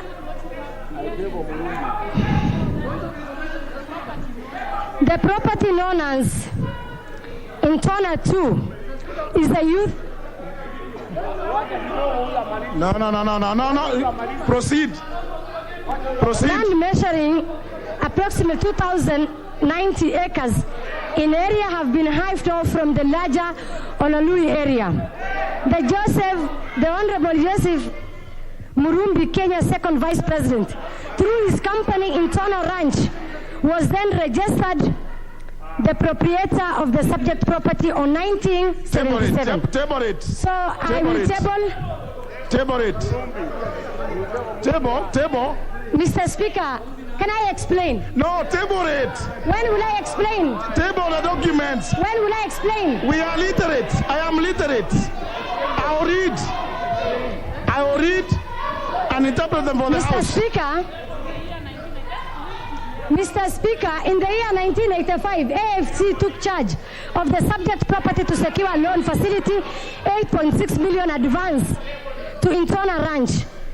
Original proprietor was then registered the owner of the subject. When the original proprietor defaulted on the loan, why will you switch off the mic? Are you the one to dictate to him?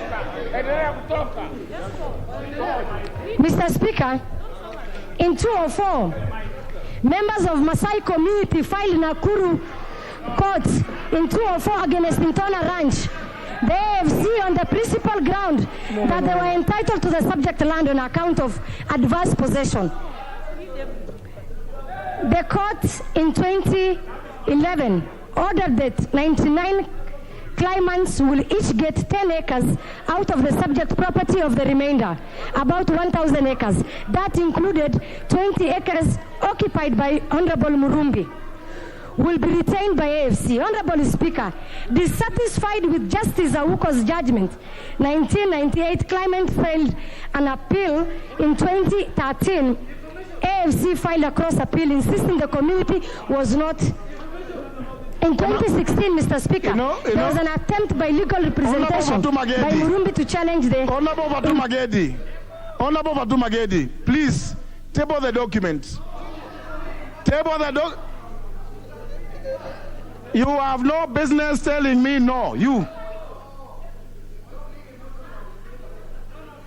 Honorable Babu Awino, we are in the National Assembly.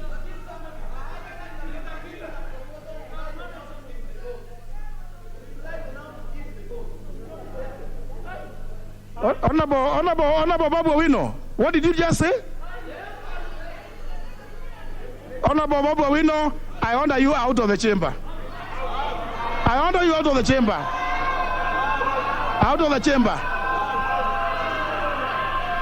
Babu Awino, I order you out of the chamber. Honorable Babu Awino, I order you out of the chamber.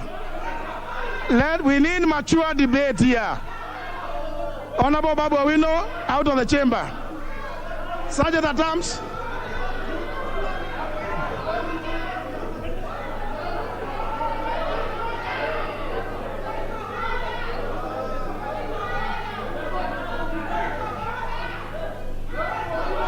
Out of the chamber.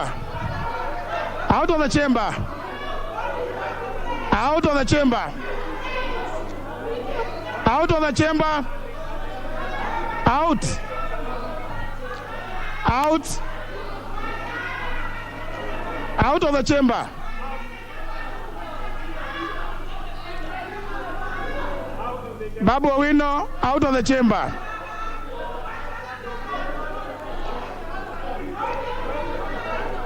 Honorable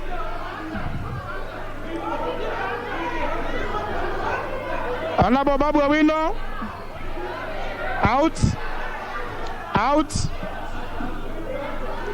Honorable Abdul Karim. Honorable Abdul Karim. Honorable Abdul Karim. Honorable, let him go out. Let him leave the chamber.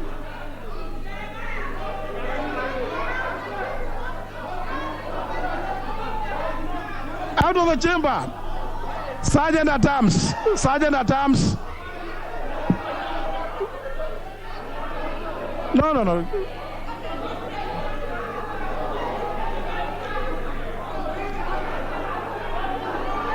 Out. Take him out. Take him out. Take him out.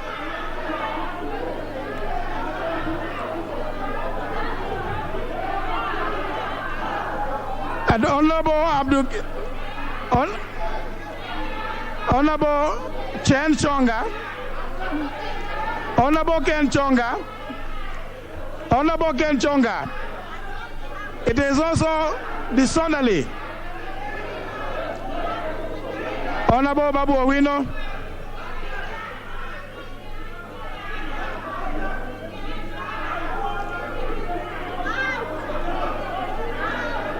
You know,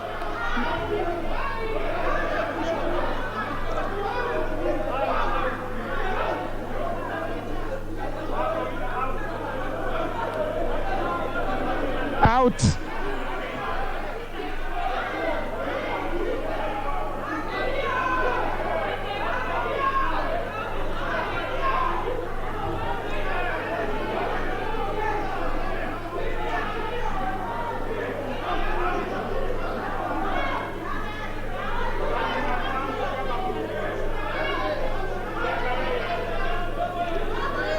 Honorable, you know, honorable members, it will not change. It will not change. It will not change.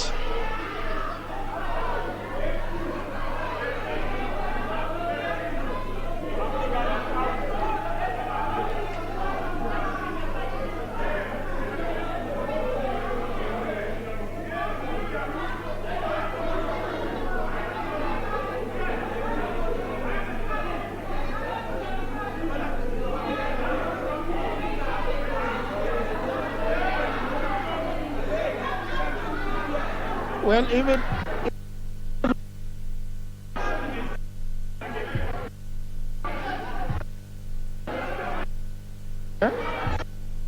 all this.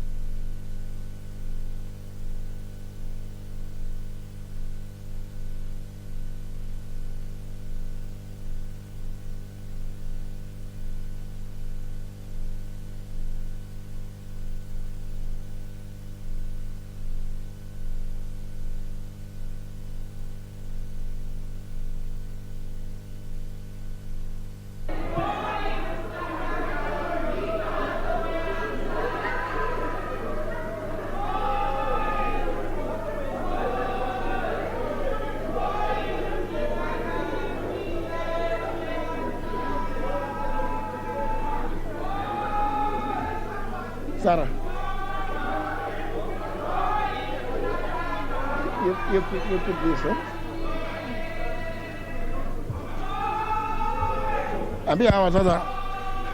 Okay, honor members,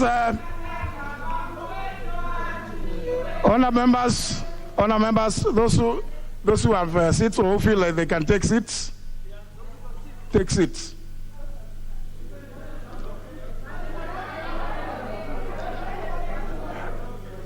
Those who feel like they can take seats, you can take your seats.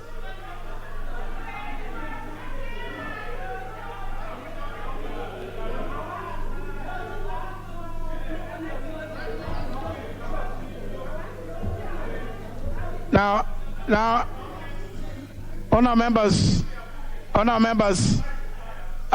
matters that they are not new. You know, fortunately, we have seen this before, and it does not even in any way cause any anxiety. So we deal with it in the appropriate manner. But that's such at times you can resume your places.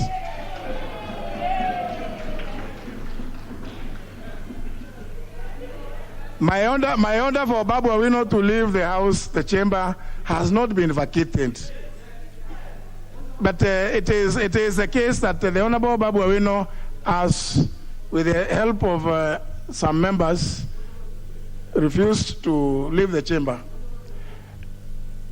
Honor members. No.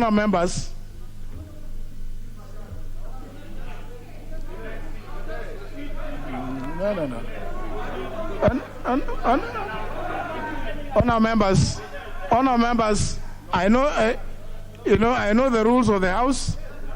In a situation of this nature, in fact, for your information, let me read to you, standing on number 112.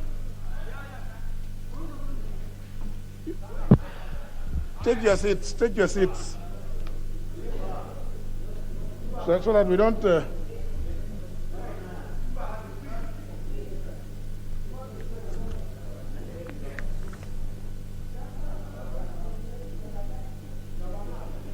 Honourable members, standing on number 112 provides as follows. In the event of grave disorder arising in the House, the Speaker may adjourn the House forthwith or suspend any sitting for a period to be determined by him or her. In the event of grave disorder arising in the committee of the whole House, the Speaker shall resume the chair forthwith. In the present circumstances, honourable members, I deem that there is grave disorder. We are not able to continue. Honourable members, when the Speaker's order is being disobeyed and the people assisting in that are other members, honourable members, that is grave disorder. We cannot continue with the sitting. So, honourable members, I have seen this before, and therefore, the member for Kilifi South, Honourable Ken Chonga, I'm on my feet, Honourable Chonga. It has the tail end of the 12th Parliament, and I'm surprised that this Honourable Chonga. Now, because you are among the people who are assisting in the creation of this disorder, surely you are the least that should even be given a chance to say anything, because you shouldn't even be here. So, honorable members, applying the provisional standing order 112, the time being 13 minutes after 5 p.m. The proceedings of today are adjourned. The House will resume on Tuesday, 10th of May, 2022 at 2:30 p.m.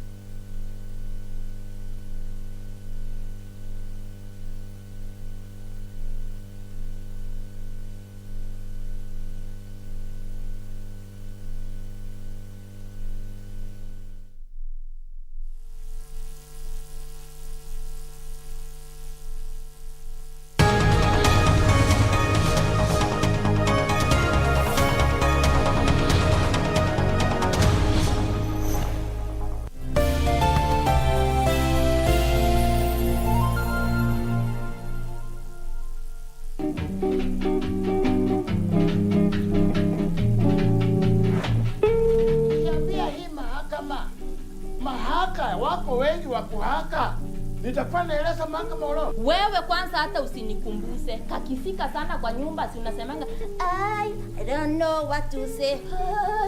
Because everything you do is good. Ngoja pap what? Pap what? Pap what? Wewe. Thibitisho wakapiga lile simu na nikalilia kwa mfuko la babuni.